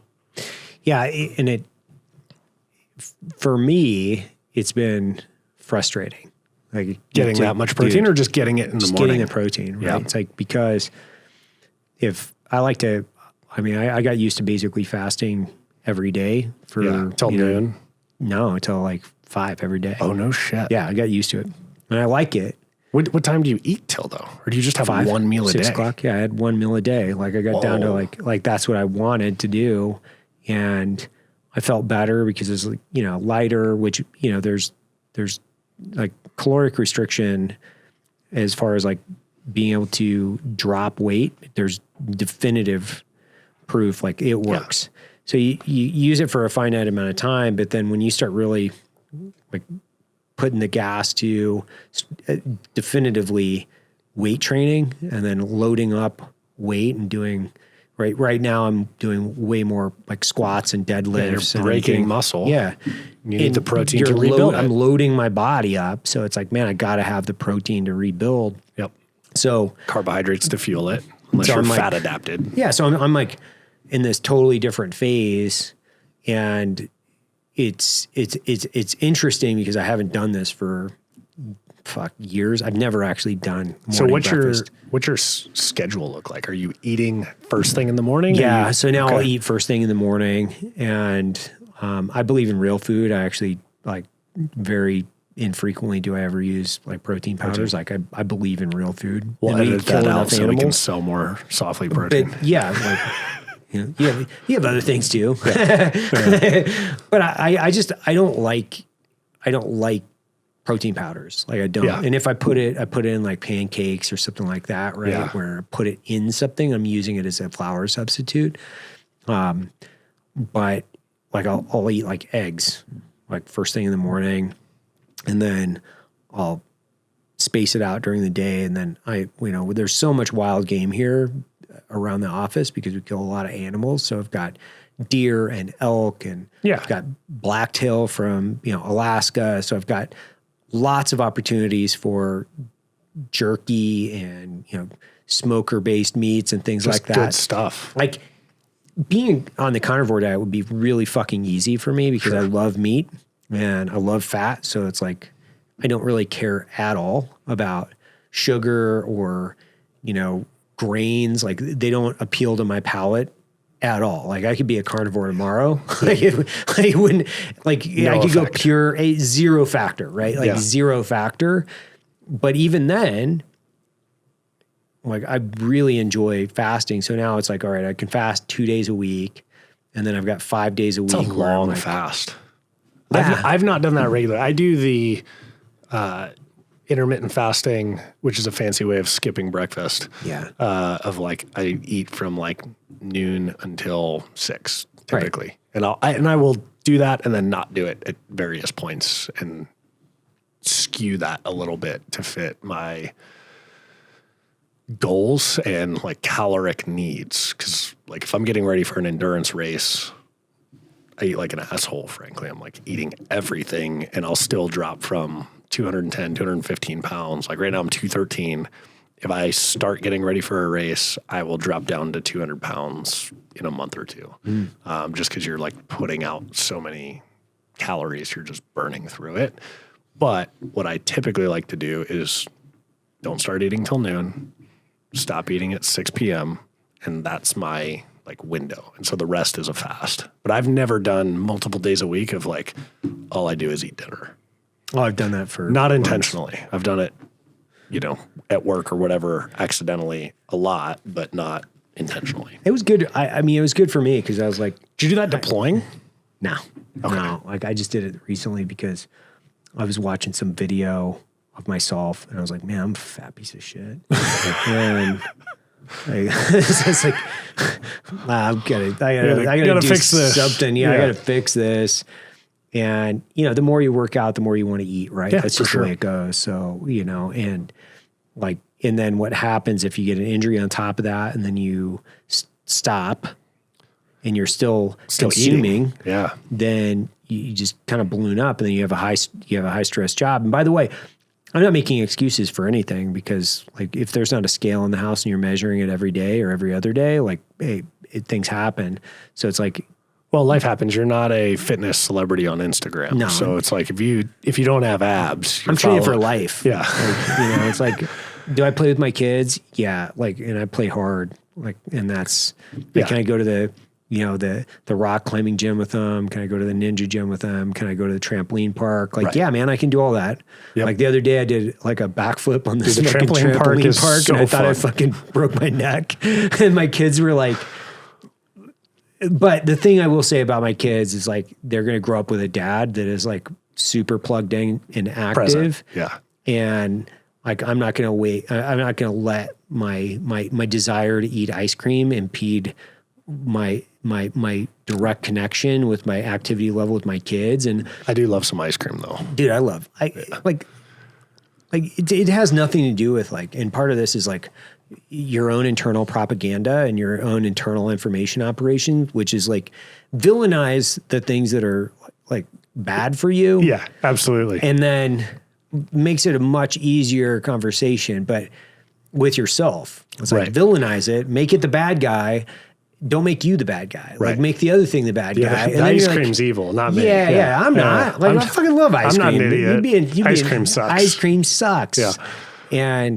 But I'm not going to be, you know, big the self-talk guy, 50-year-old dude. Yeah. That's like my desire for fucking ice cream trumps my desire to like be plugged in and present with my kids, trying to do a fucking backflip at the trampoline park. Like, do you know Ed Bugarin? I'm derailing this entirely. So Ed Bugarin, I believe, was like Delta Force OTC Class 2, I want to say. He was drafted in guy? Does ultra marathons. Yeah. Okay, hopefully you guys can pull in a picture of Ed Bugarin. He's won the Western States a few times, right? I'm sure. Yeah. I have no doubt. So he's the guy who taught me how to pose run. We were both selection instructors together. Yeah, okay. And sitting a land nav point, he's like, I'm going to teach you how to pose run. And so that's how I learned how to pose run. But anyway, Ed is jacked. And he's like in his 70s. He might be in his 80s now. And he's fucking ripped. And so after I met Ed, I'm like, okay, if this dude's ripped in his 70s and like running 10 milers to be a selection instructor, like ruck running 10 milers, like that's where the bar is, man. Like it's not at, oh yeah, I'm 50 and that's too old to play with. No way. Like that's not even on the radar. Well, that's where accountability comes in, right? It's like, you know, discipline and accountability come in where you're taking stock and taking ownership in your own life, saying, I'm the master of my own destiny and I'm going to be the guy that controls whether or not I'm a piece of shit. And if you let look fat on a podcast or not. Yeah, well, or it's like what happens, especially in this narrative today, is that people say it's okay, right? It's like, you know, we want to accept everybody for who they are and blah, blah, blah. It's like, yeah, but that's not the way life works. Sorry. I was listening to, I think it was Bert Kreischer, the comedian. Yeah, I love that guy. And he was talking about like Cam Hanes and David Goggins and these like motivational guys. And I'm not a big motivational guy. I'm super flat. I'm the worst motivational guy ever. And I know that about myself. And I don't typically dig the motivational thing. But Bert was talking about people that talk shit on the campaigns, the David Goggins. And he's like, okay, so the worst thing that these guys are doing is putting out in the world, hey, you should go and be better. He's like, fuck that. That's an awesome message. It's like, positive fuel. But it was... Like Cam's 50 plus years old, man. He's fucking banging out like 100 milers. Like, dude. No, absolutely. But what was the part that you said that made me think of Bert was like, that's what those guys are putting out in the world is this positive message. It's the anti-acceptance movement. If there's anything that those guys are doing, it's like going against and it would have been super easy for Bert Kreischer. It seems like he's like running and getting in shape. Yeah. I mean, he was like the fat guy with no shirt on comedian. Super funny. Super hilarious. But also he had the easy button for like fat acceptance. Like, I'm a hilarious, super successful, wealthy comedian. I can be as fat as I want and people think it's funny. But instead, he took the other road, which was the like motivational road or whatever you want to call that of like, no, I'm not just going to accept this. I'm going to go get in shape. And it's like the anti-fat acceptance movement. Yeah, I think what that is that's just lazy people trying to validate their own laziness. 100%. They don't want to do the hard thing because it is hard. It's hard. Everything is hard. Yeah. Like if you don't want to put in, and this sounds like a motivational podcast now, but it's like, I don't think it does. I don't think we'll ever be accused of being I don't motivational. think so. Like I'm way too dry, sarcastic, and self-deprecating to be accused of that. It's neither my shtick either, right? It's like I don't believe in it. Like because I think you don't need it because you have the discipline to overcome. But some people need it. Yeah, but I think my point in that is you have this like section of the internet that doesn't matter because all they're brokering in is negative fuel. And if all their interests is pulling people down so they can make themselves feel better, then they don't matter. Like you just have to delete them from your existence because all that is weight on your rucksack that you got to carry around. So it's like, you got to take all that shit out. I've talked about it before on the podcast too. It's like, you got to do the same thing. It's cleansing your life of negative people to begin with. It's like, just fucking unpack them, delete them. Like I've had to do this a couple times in the last 10, 15 years where it's, if people aren't like cheering you on, like they're not your fucking coach and cheerleader and they're having actual objective hard conversations, but at the end of the day, they're wanting to see your success. Yep. They got to go. Like they got to go. They have to go if they're not cheering you on. Well, here's a good example. It's like you can be a 0, a negative, or a positive. I look at people in 3 categories. Got it. Which is if they're like a 0, which is they're positive nor negative. Yeah, sure. If you're a negative, you got to go. Like you got to go. And it doesn't matter in the context of, you don't have to be cheering me on, but you definitely can't be fucking cheering for my fucking failure. Oh, absolutely. I thought you were saying that. No, I'm saying like, and maybe I'll rephrase it in this for people. It's like I was having this conversation with Matt Graham from Aries Watches. Yep. And he was like, man, I'm just getting like, just kind of beat up. And he's like, I've got this successful watch company. Like, I feel like I'm doing all the right things for my family. I feel like I'm doing the right things for me. But a lot of my so-called friends they're not like cheering for him. No. They're actively engaged against him. Mm-hmm. Yeah. And I saw this actually, I don't know, a month or so ago where there was a guy talking about this and he talked about it. And I wish I could pull the clip up, but I can't remember where I saw it, where this guy was having this conversation about how he was working as a trainer in the gym and he was living in the back of the gym, like on a cot.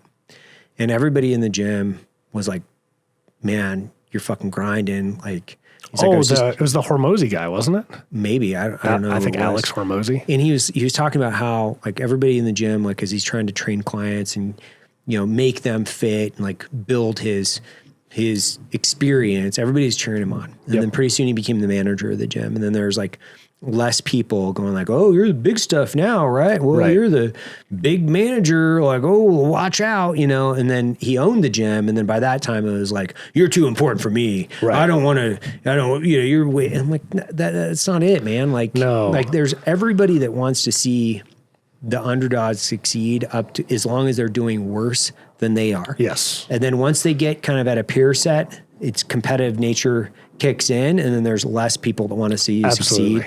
And as soon as you're somewhat defined as being more successful, you're going to have this huge attrition rate of people that are like cheering for you to go back down below the perception of their success rate. Yes. And I'm like, the being objective in this, saying you got to really work hard to cleanse your life of people that are pulling you back. Absolutely. And not pushing you forward. Yeah. What I thought you were saying, so you're one of these friends. I have friends that will politely or impolitely call me on my bullshit when I'm not doing the thing correctly, right? Like when you call me and you're like, why'd you stop doing the podcast? Like, you have to get this up.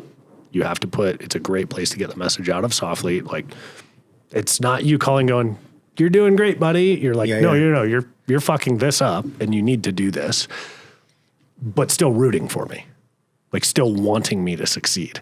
And those are the people in my life that I've valued the most, is the ones that they'll call you and have the hard conversation and be like, hey, you need to do this, because they're rooting for you. Does that make sense? Oh, yeah. Not so much the guys that are like, dude, it looks like I appreciate that. That's way better than like, oh, your company's big time now, or, whatever that bullshit stick is. Yeah. The guys that'll call and be like, hey man, you're not doing this. But what I've also seen is that guys will veil pulling you back and down with the like, hey, I'm going to help you by telling you like, hey, you're different now, or like whatever it is, instead of being like, oh, okay, cool. This is the level that you're at. Dude, you got to do that to get to that next level. Like, I'm objectively seeing it. I'm, 1 degree removed or a toe in the water or whatever. Like, let's get you to there. Guys will veil that by actually pulling you down, is one of the things that I've seen as well. Not to make this take a super negative turn. No, I think it's a very good conversation to have, because I think, firsthand experience, you build things and you go out, you do things, and you have a certain amount of people that are like, fuck yeah, let's go. Yeah. And then those voices get quieter and quieter. And then you also, I think from a self-discipline perspective, I've seen it with, some of my friends, right? It's like, we'll use Cam as a good example. It's like, Cam puts out nothing but like positive fuel. Sure. That's all he does, right? He's very, very infrequently, if ever, I've ever seen him like put out negative information about anybody. I've seen him clap back in the comments at people though. Yeah. I love seeing it. Good, like, good for him. That's funny. Yeah. And that's different. It's like, just totally push him back different. a little bit, right? And then you have, guys that honestly, it's like they're motivated by jealousy, envy, greed. Yeah. And I think I love seeing like my friends, like I love seeing them just fucking kill it, man. Like, it's like I take a lot of like, I don't assume any ownership in that whatsoever, but I'm like, man, that's freaking awesome, because it must feel really good, for these guys to go out and do something that they've worked really hard to do. Yeah. And it's not something that I've necessarily, I have spent a little bit of time talking about it, because I was talking about it the other day on the podcast, where like I like going to the range, and one of my favorite things is like shooting against people that are really fucking good. Yeah. And I relish in the loss, because I'm like, that fucking guy is good. Yeah. Like, Well, and you're a good Jared shooter from too. T1G is on a different level, right? Like we were shooting at the range a few months ago. I was down in southern Utah with those guys. I was like, trying to shoot as T1's fast. concealed? T1's concealed, right? I keep calling T1G, yeah. but it's T1C. Like Jared's freaking, he's a beast. Yeah. Like he is probably, He used to do videos like shooting casings at 25 yards. bro, he is on another level. And I sincerely love shooting against that guy. Yeah. Like I love it. He fucking beats the shit out of me. Like just kicks my ass. And it grinds me up emotionally. Like I freaking hate it. But at the same time, I'm like, what a gift to be like next to this guy and be like, have the opportunity to like compete against him in any circumstance. But at the same time, like I love just watching that dude because he's a fucking ninja with a pistol. He's so exceptional. And then I get to try as hard as I can, like to put myself into this category of like, I am pushing this fucking thing into the red and beyond, and it's not going to happen, but I'm going to try like as hard as you can. Like I'm going to try. And having that opportunity to be with people that are doing that are pushing you into your 1% category, and then you're running it into the red and all the way over. What a fucking gift that is from your friends, your peer group. And so it's like, my friends, and whether that's in business or, or whatever it is, doesn't matter. It's like, we're always competing. Yeah. Like, if we're shooting bows, and like, Joe's, Rogan's a great example where it's like, I'll go out and shoot. Is he a good shooter with a bow? Yeah, dude, he's so good. He'll shoot every day in his backyard. Like, he's a very disciplined shooter. He shoots all the time, and he's really, really good. He's an exceptional shot. And he's a practitioner. He, listens to a lot of podcasts around, releases and the practice, right? The discipline of it. And he's at the range a lot. Like, he's very disciplined when it comes to it. And Dudley's the same way, right? It's like, or Cam or Dudley or any of these guys. Matt Pranka? No. So Matt was a corpsman, Force Recon, yada, yada, yada. He's also a USPSA Grandmaster. He's a friend of mine. And every time we go to the range, he destroys me. And like, I could shoot a pistol relatively well, let's just say. The only way I can hang with Matt is if I add like half a mile of running into each drill, then like I can kind of hang with him. But the reason that he's so much better, the biggest reason, there's multiple reasons, but the biggest reason is that he dry fires every single day. Yep. I do not. I don't dry fire every day. I know that I don't. I know that I'm never going to get back to it. At some points in my life, I was dry firing every day. I'm not there. I'm never going to be back there. Most likely will never be back there. And it's the same thing with Rogan shooting a bow or the tier 1 concealed guy shooting a gun. I guarantee they are putting the time, effort, energy in that like you and I are not. No, and it pushes me. Like, I've got, like, you name the training aid, right? It's like, I have a cert pistol that I've had for years. So, I'll go to the basement and I'll like, bang out a bunch of dry fires. And like, these are like things that I wholeheartedly believe in, where, I don't dry fire every day. But I practice, like, dry fires and things like that, at least like every other week. And I'll have the shit down in my gym and like hanging around, and I'll start working it. And then the other thing is, like, I'll try to push myself outside of my comfort zone at least once a year. Like right now, both my daughters are playing the piano, and I've never played a musical instrument in my life. So I'm teaching myself how to play piano. Okay. And it's way outside of my comfort zone. Sure. But I've also noticed, like, my kids fucking love it because we're all sitting around, the Yamaha, like weighted correctly keyboard last night. We're all like taking turns and going through this, and I'm at the same level as them. Yeah. So it puts me down at this level where I'm learning and messing things up at the same time, and they're laughing at me, or like my successes. And when I do well, like, they're like high-fiving, like, dude, that's awesome. Yep. Like, we're all kind of learning this skill together. And I believe in that.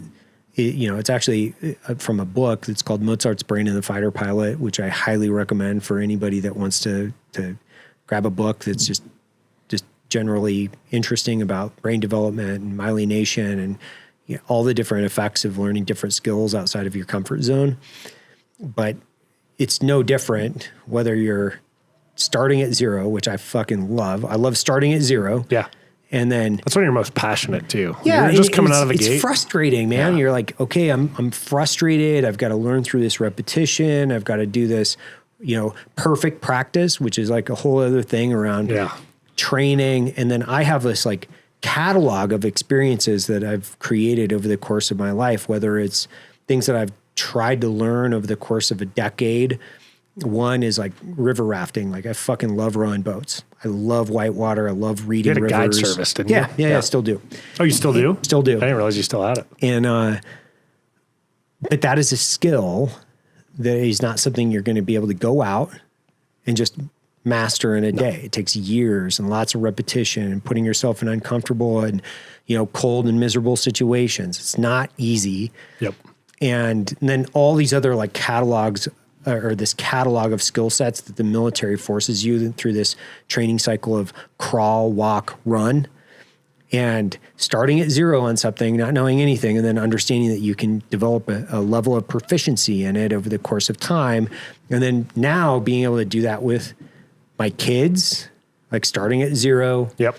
going through and knowing, okay, yeah, I'm totally shit right now, right? We're all starting at the same level, but eventually in, you know, a year, 2 years, 3 years, or 10 years, and I was having this vision of like, I'm going to be like 60 years old playing the piano with my kids. So this is like a lifelong development and skill set. And it's a commitment. Like it is a commitment to internal evolution. And then, you know, and it doesn't really matter whether it's like playing the piano or you know, drawing or what it's like way outside of your comfort zone. It's a different skill set. You're starting at zero. The piano is super interesting because I try to do a physical challenge. Yeah. At least 1 or 2 a year where it's like puts me way outside of my comfort zone. But I almost wonder if there's a comfort in that in itself, whereas like playing the piano, it's not even on my radar, right? Like, so that would be way outside of the comfort zone. It's way outside. Like for me, it's like way outside, and like not anything like I had. I didn't grow up in a household with people that played musical instruments. Yeah. I don't know. I can see your dad being like killer on a banjo or something. Yeah, that's only because he's redneck as shit. Yeah, that's probably right. Why. So like that's probably the reason. Like, and dusts off a guitar and just like throws down a riff. Throws down where a the riff. hell did that come from? That's more like Matt's dad. Matt's dad's like really killer on the guitar. That makes sense though, because Matt's a musician. Yeah. And like those are the kinds of things now where I'm like, okay, but I can take this skill set, this learning experience, and now I can flow it directly into, you know, my lifetime of learning, and then learn something directly in line with my kids. And there's just very few things out there that you can do that in, like where you're at the same level as a 6-year-old. Yeah. So now I'm curious, starting a business is an interesting process because you're going through a lot of learning, and there's a lot, let's call it in that journey, if you will. But usually when I've been going through it, I don't give a shit about the things that I'm learning at that time. Or in previous years, I didn't give a shit about what I was learning at the time. I was just trying to get to the goal. Right. Of like, so if you put playing a piano in there where you're like, I don't care about the process of learning to play the piano. If you still have that same mentality, I care about being able to play a song on the piano. You're no longer of that mentality. You're of the mentality that the process of learning the piano is the important thing. That's where I've always been. You've always been that way? Like even my in business? entire adult life, yeah.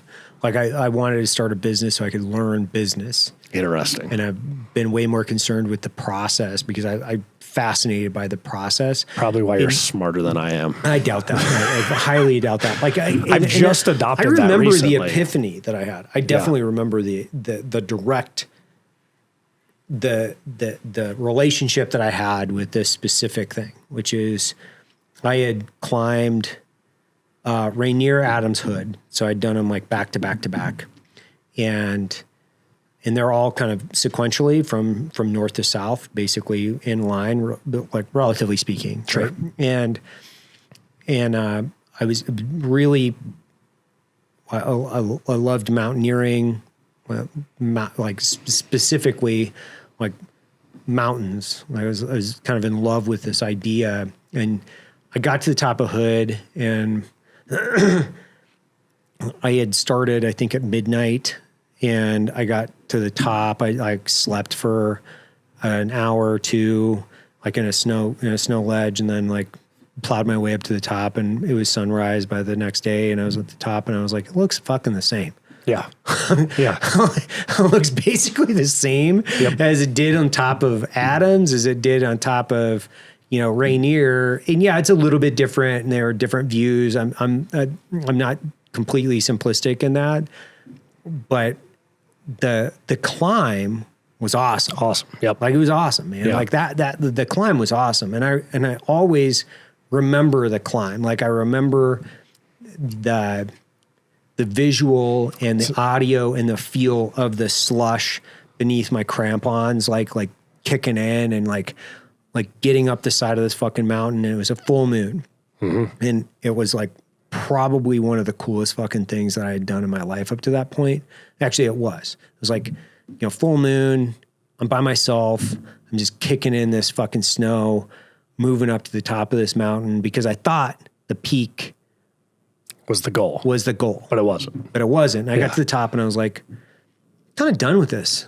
And it wasn't because I was like, I didn't like it. No, I loved the climb, but I was like, oh, okay, the process is the fun for me. Like that's the fucking fun. But for me, there was a shift. Frankly, it was only about 2 years ago that I had this shift in thought where it wasn't the goal. It was actually like relishing and enjoying the process.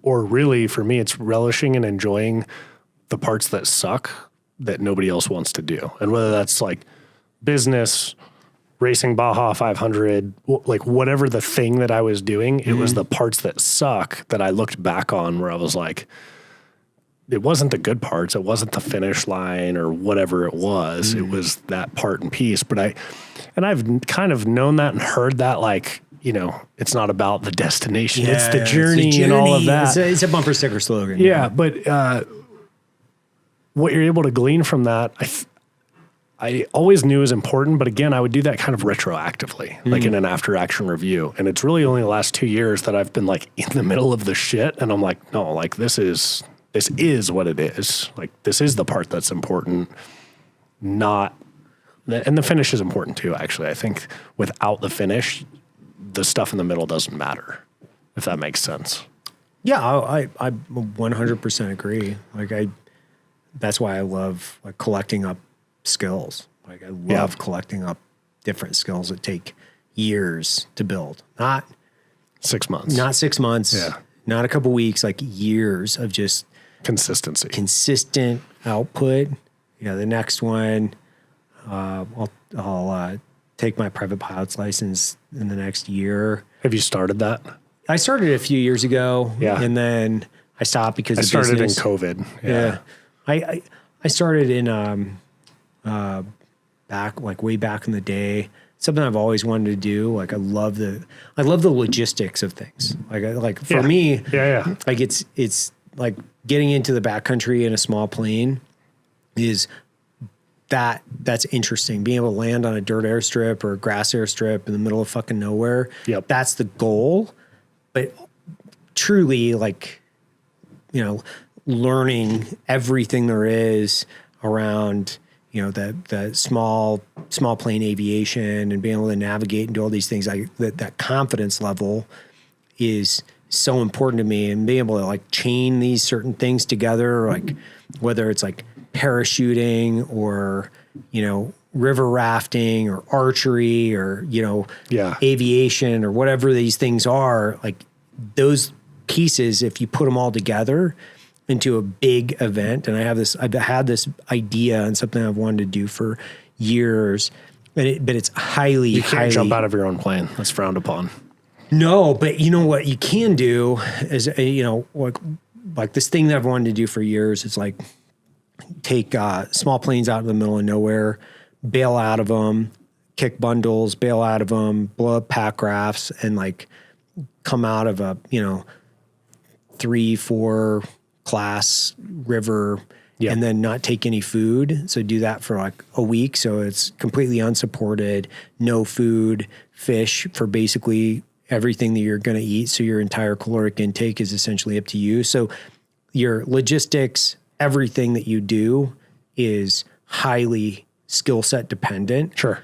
And it's 100% dependent on you. Whereas I think some people, my wife did this a couple years ago. She went down to like a 2-week survival school and like went on this long kind of, we're only going to eat what we find, and like really fucking interesting. SEER school. Like, basically it was SEER school.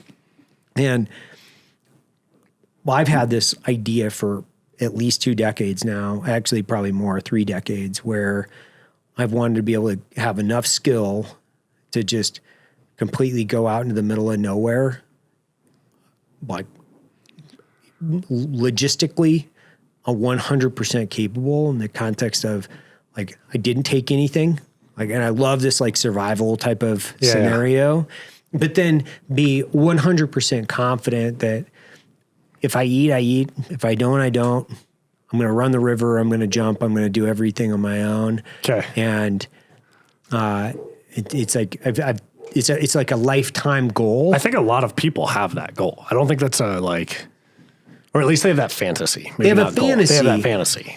I think the difference is You're going to do it at some point. I think the difference is like being able to do it. I mean, dude, just getting in a fucking pack raft, which I don't know if you guys do the research, but if you look at just a tiny little blow up raft going through class 3, class 4 rapids, like with, a dry bag in the middle of your legs after you've parachuted into the fucking middle of nowhere. Yeah, or landed your bush plane there. Yeah, or like, whatever. Call your buddy, like, go get my plane for me. Yeah, like, dude, so cool. Like, for me, I'm like, it's so cool. And so, like, your friends that you collect along the way where you're like, oh, guys that would be able to do this with me. Like, you'd be able to do this. Andy Stumpf would be able to do this. Like, terrible. Mike Glover would be able to do this. Like, yeah, it sounds terrible, but it also sounds like that's fucking cool. Like, Tosh is another great example. Like Brian, him talking about this the other day where he's like, yeah, I got in this pitch black shipping container and I ran for 24 hours, completely sensory depredation and I just wanted to see how many miles I could run because they're doing this experiment with the Canadian military and it's like 84 miles or something. That's nutty. He's a fucking crazy person. Yeah. But there's psycho shit right there. Portion of me that's like, I kind of want to do that. I kind of want to try that. I kind of want to try that. Like, how many miles could you go? I don't fucking know. It'd be just cool. Be like, oh, I went like 15. Even then you're like, 15 miles in pitch black fucking on a treadmill? For a long time, the outdoors was kind of, not a long time, for a little while, the outdoors was kind of ruined for me because I did, my first job in the Marines was Recon, which is gross. It's misery. You wear a pack, you walk around, you don't bring sleeping bags or anything comfort-wise that's not directly related to survival or mission accomplishment. So I don't know how many times I've slept in the jungle with pouring rain with like literally just like a tarp over me, right? And it's not warm. It's like 40 degrees and you're like butted up against the dude next to you so that you don't freeze to death. It ruined camping because I thought that's what, growing up as a kid, I kind of like fantasized about that stuff, right? And then I realized how absolutely miserable it was and I didn't want to go camping. And it took me a little while to remember like, oh, now that I'm not doing that, I can bring things like a tent and a sleeping pad. And I think that my exposure to like backcountry hunting where I'm living off of my pack for a week, that is enough of a physical endeavor for me that the like allure of that fantasy of like running the river, I'm like, this is going to be like, I would do it if you're like, hey, we're going to do this thing. Yeah. 12 months, you got to be good enough to jump that you're going to jump out of a plane. Cause I haven't jumped since I got out of the military. You got to jump out and we're going to go run rapids for a week to get home. We're not taking any food, nothing. And I'm like, all right, I'm in because it's a stupid idea, but the idea of it does not sound appealing in the least bit. It gets more appealing now. Like it ebbs and flows in my life where I'm like, oh, these things, because I do believe kind of like you do, where I think you have to have these these annual or semi-annual physical challenges that you put out there to just make sure that you still got it. Like, it's like, I still got it. Yeah. You know, like not as good as I once was type of thing. Yeah. I'm okay with it. Like, I mean, I can't tell you how many times, like, I've been on a river, like jackhammering. I'm so fucking cold. Yeah. And like, I'm miserable, just absolutely miserable. And you're like, you're going to get through it. Like, okay. Yeah, you're not going to die. Yeah, you're not going to die. Like, if I need to, I can make a fire, but like, we just got to endure a little bit longer, and then we'll be like nice and comfy and cozy. And I think those are really good opportunities for, especially guys that used to be in the mill, to go, okay, I still got it. Right. Yeah. Like confidence targets. Like, I believe in these things. They're called confidence targets, like all the way around, where you do things you purposely know you can do, just like you're building your Indige force or anyone else, where you're like, hey, I know you guys can do it. Have you read The Comfort Crisis by Michael Easter? I've heard of it. Yeah. It's a great book, but he talks about the opposite, which I prefer, which is the Misogi, which is basically a physical challenge that could kill you, that you're not certain you'll accomplish. Like, you think there's a high degree of likelihood that you won't finish it. Yeah, I think it's going to be a physical challenge. I'm more it's referencing the opposite. I'm more referencing like things that you integrate into your daily life, that you're like, there are things that you don't want to do, but you do them all the time to make sure that you like still have it. So the river trip is your Misogi, really. Yeah, you're like, one of us might die, actually. Yeah. It's going to be cold. It's going to be miserable. Like, parachute might not open. Yeah. But integrating those things in your daily life, where like, one of the things I've been doing is, I purposely, I don't watch hardly any TV. If, like, when I do, it's like podcasts or something that I'm really interested in. So, or Curb Your Enthusiasm at times, depending on the day. Right. But like, I write a lot. So and it's not something that typing or handwriting? Handwriting. Okay. Because I'm writing, it's a daily journal entry that I write. Yep. And what they are is, I know that this technology, like pen and paper, pencil, actually technically like pencil more, these are things that are not going to be changing with technology. And I know that my kids are always going to be able to read. And if I'm like 60, 70, or 80, or the time that I'm gone, they're going to have a direct reference material that they'll be able to pull out. And if I'm not around, they'll be able to go, this was your grandpa. Yeah. Like, this is what he was thinking. And I don't hold anything back, because I also know that some of these are going to be when they're older. They're not going to be like 15 reading these. They're going to be 30. Reading about like, what am I thinking? Like, how am I approaching different life scenarios? What am I feeling? How do I feel about them? And really, it's just it's an open letter to my children. Cool. But it's not something that I want to do. Right. It's like, and that's not true. It's something I want to do. It's something that I have to force myself to do on a regular cycle, because I know, and there's a line of journals in my closet that are like, I think 10 deep now. Jeez. Where it's like, and I purposely, like, I'll like draw pictures in there, and I collect up all of their art that they make, and I've got it like cataloged. So it's, the younger one, the older one, and then they come in, and I'm like, hey, you're going to write for 30 minutes. And I give them like a scenario that they have to write around or whatever. And then we'll all write basically the same thing. Well, now, like, at a certain point, I'm going to bundle all of this shit together.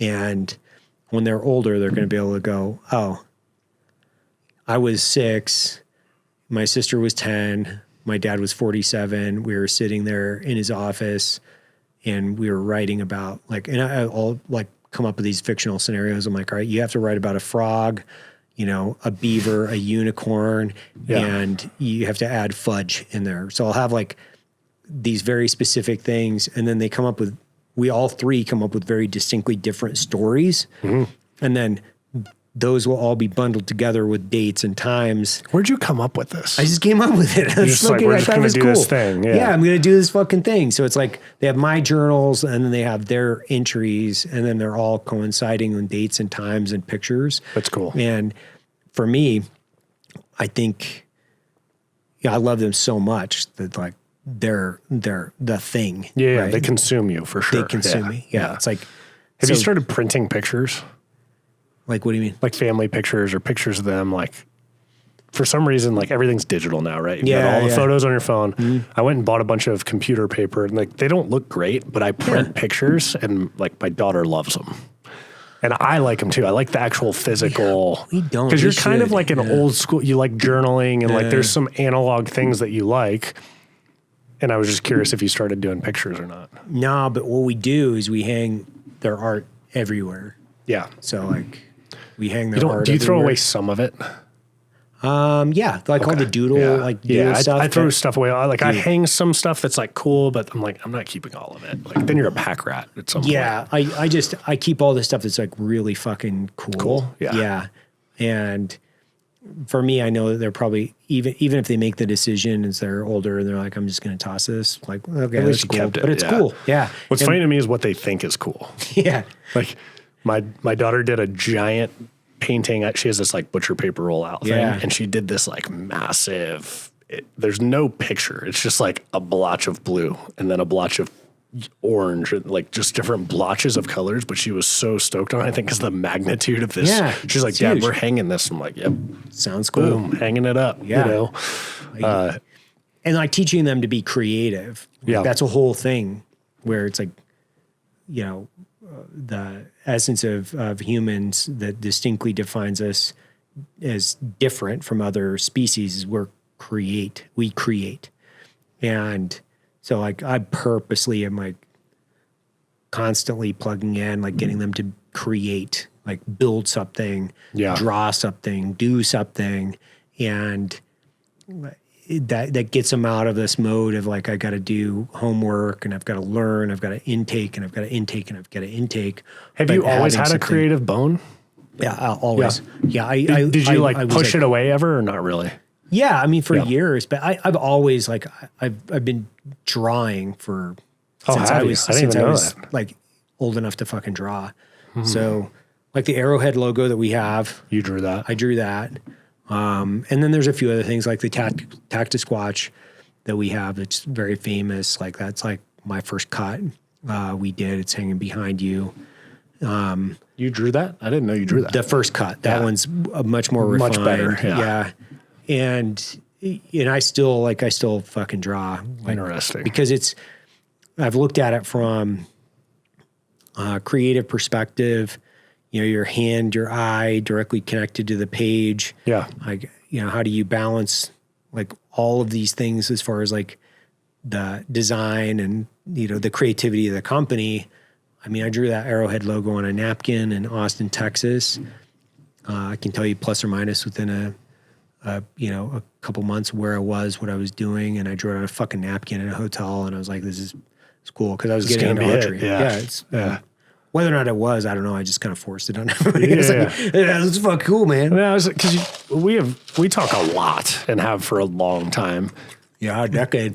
Usually about business. Like we talk family and stuff like that, but a lot of times it's like nuts and bolts, and we both are not accountants, but we like the numbers and the process of things. And it's like a lot of our conversations hinge on the nuts and bolts of business and process and the finance side and all of those things. So I didn't know that you even drew. Yeah. But it's funny because I find myself, I've always had an appreciation of art, but can't create anything meaningful as far as art goes. But I've forced myself to get better at photography. And then in the last few years started like directing and producing commercials and videos and things like that, which obviously you've done that stuff for a long time and have been in the talent side of that as well with Black Rifle. I love it. But I guess I was wondering if you were pushing your kids to be more creative because you had ignored that to some degree. No, I think as far as like purpose, human purpose, and clearly defining the distinct difference between us and other things crawling the earth, like creating is, I mean, Sure. it is part of who makes us who we are. Yeah. And I think when you build things from ground up, like those reps have to be taught really, really early, like giving independence and creativity in those things. And so like, I believe in these things. I think you have to balance like all the way around. There are forcing things that you have to do, I think, with your kids, which is, you know, physical activity and things like these are life skills, but then also understanding technology, being competent and accelerating in math. These are just life skills that you have to teach. And then partly, you know, when you branch that off, it's also like there's nothing that should inhibit you from being competent in math and also being able to draw or paint. And kids love, like, and you know this, I mean, you're a dad, like kids love to just create, like it's fucking awesome. Yeah. And they come up with amazing things. My youngest, like she surprises the shit out of me all the time with the stuff that she creates. And she makes me stuff all the time. Yeah. Like I have so many things that have like got like bedazzled stuff all over them, dude. You like cherish. Oh, my kid made me a bracelet. By the 48th, you're like, what the fuck do I do with this other bracelet? Like, what do I do with this thing, man? I've added it to the drawer, you know, and I think, and that's the way that we definitely communicate, because they know too, like, I'm going to appreciate the things that they make for me way more than I actually like. If they go and they try to buy me a pair of socks or something like that, like it doesn't really move the needle. Whereas like if they make me something, I put it on my wall or I put it on my desk or I take it with me. Like the one that gets me is when they make you something when you weren't there. Like they're at school and it's like, hey, I made you this thing at school. And you're like, oh, like that's makes you feel good. You know, like, oh, my kid doesn't hate me. Cool. That's good. Single best thing in life, man. Yeah. Like I love them. Transitioning. So Soflete, so you go from the Marine Corps into Soflete. Yep. And you know, your PSC, and you're also, are you still doing dirt bike stuff too at the same time? Yeah, it's actually Jared Taylor's fault. So there you go. Yeah. So there we go. I grew up kind of riding every now and again, but dirt bikes, but we didn't have a ton of money. So I usually had like piece of shit bikes that like, you know, I bought with like, you know, savings that I saved up, you know, mowing lawns or whatever type of scenario. I wasn't like a child racer. And then when I got out of the Marine Corps, I always loved it. Like I thought dirt bikes were the coolest thing ever. And I actually went and saw Travis Pastrana at the X Games a couple times. But I wasn't into it, if that makes sense. And then when I got out of the Marine Corps, I moved to Arizona, which is like dirt bike mecca. Right. And so I got into it, found a group of guys that were racing, and that kind of became my new like community of guys because I wasn't in a team anymore and all of that. And I was debating doing a big race, like a nationally or globally known race. And I was at Jared Taylor's place doing something, and he got a kidney stone. And so I was sitting in the emergency room, bored as shit like you do in an emergency room, while he's like dying on the floor of this kidney stone. And I signed up for my first big desert race, which was Vegas to Reno. It's the longest point-to-point off-road race in America. And did it with a charity, Torn Warriors, that's, you know. Love those guys. Yeah, so Torn Warriors takes amputees racing, mostly in side-by-sides. Well, I called Kurt, the guy who runs Torn Warriors, and said, hey, man, I'm going to do Vegas to Reno. You've raced this a ton. Can I pick your brain? And he answered a ton of questions, but then he said, hey, one of our guys that races with us that's an amputee has been wanting to do this on a bike, but has nobody to do it with. Would you ride with him? I was like, yeah, absolutely. So down the rabbit hole I went. We ended up riding the next year with like Yamaha, Oakley Standard Issue, Cryptek sponsored us. Maxxis Tires had like a full support network, and we did a bunch of desert racing to include Baja 500. So it was a lot last year, frankly, too much. I like bit off way more than I could chew, just time and logistics. Yeah. So this year, you know, still doing it, you know, trying to support Torn Warriors and do our own thing and support some of the because our teams are all veterans. Usually it's like 2 to 5 of us on a bike. So this year we're going to do just Vegas to Reno and maybe one other race. So I'm still kind of doing it, I guess, to answer the question. But PSE is, huge company and takes up a lot of just, it's a full-time endeavor working with PSE, an executive in the company. So it is a, 50, 60-hour work week most weeks. And you have a business. And I have Soflete still. And so that takes up way more time than allows me to ride and actually ride at like a level that would support the racing schedule that I had last year, if that makes sense. So it's, I'm still kind of doing it, but not the way that I was in years past. Yeah. So if guys are interested, like, where do they find? Is it just the App Store? Like the for Soflete? Yeah. So, and the Soflete tie-in was like, we used Soflete training the whole time to get ready for the races, all the endurance training, et cetera. So yeah, it's in the App Store. Just search Soflete, Soflete.com, Soflete HQ on Instagram, Facebook. That's the company. Yeah. Awesome. Sweet. Thanks, Brent. Thank you, sir. Look forward to having you on the next one. See you, buddy. See ya. What did we do? 2 hours? Oh.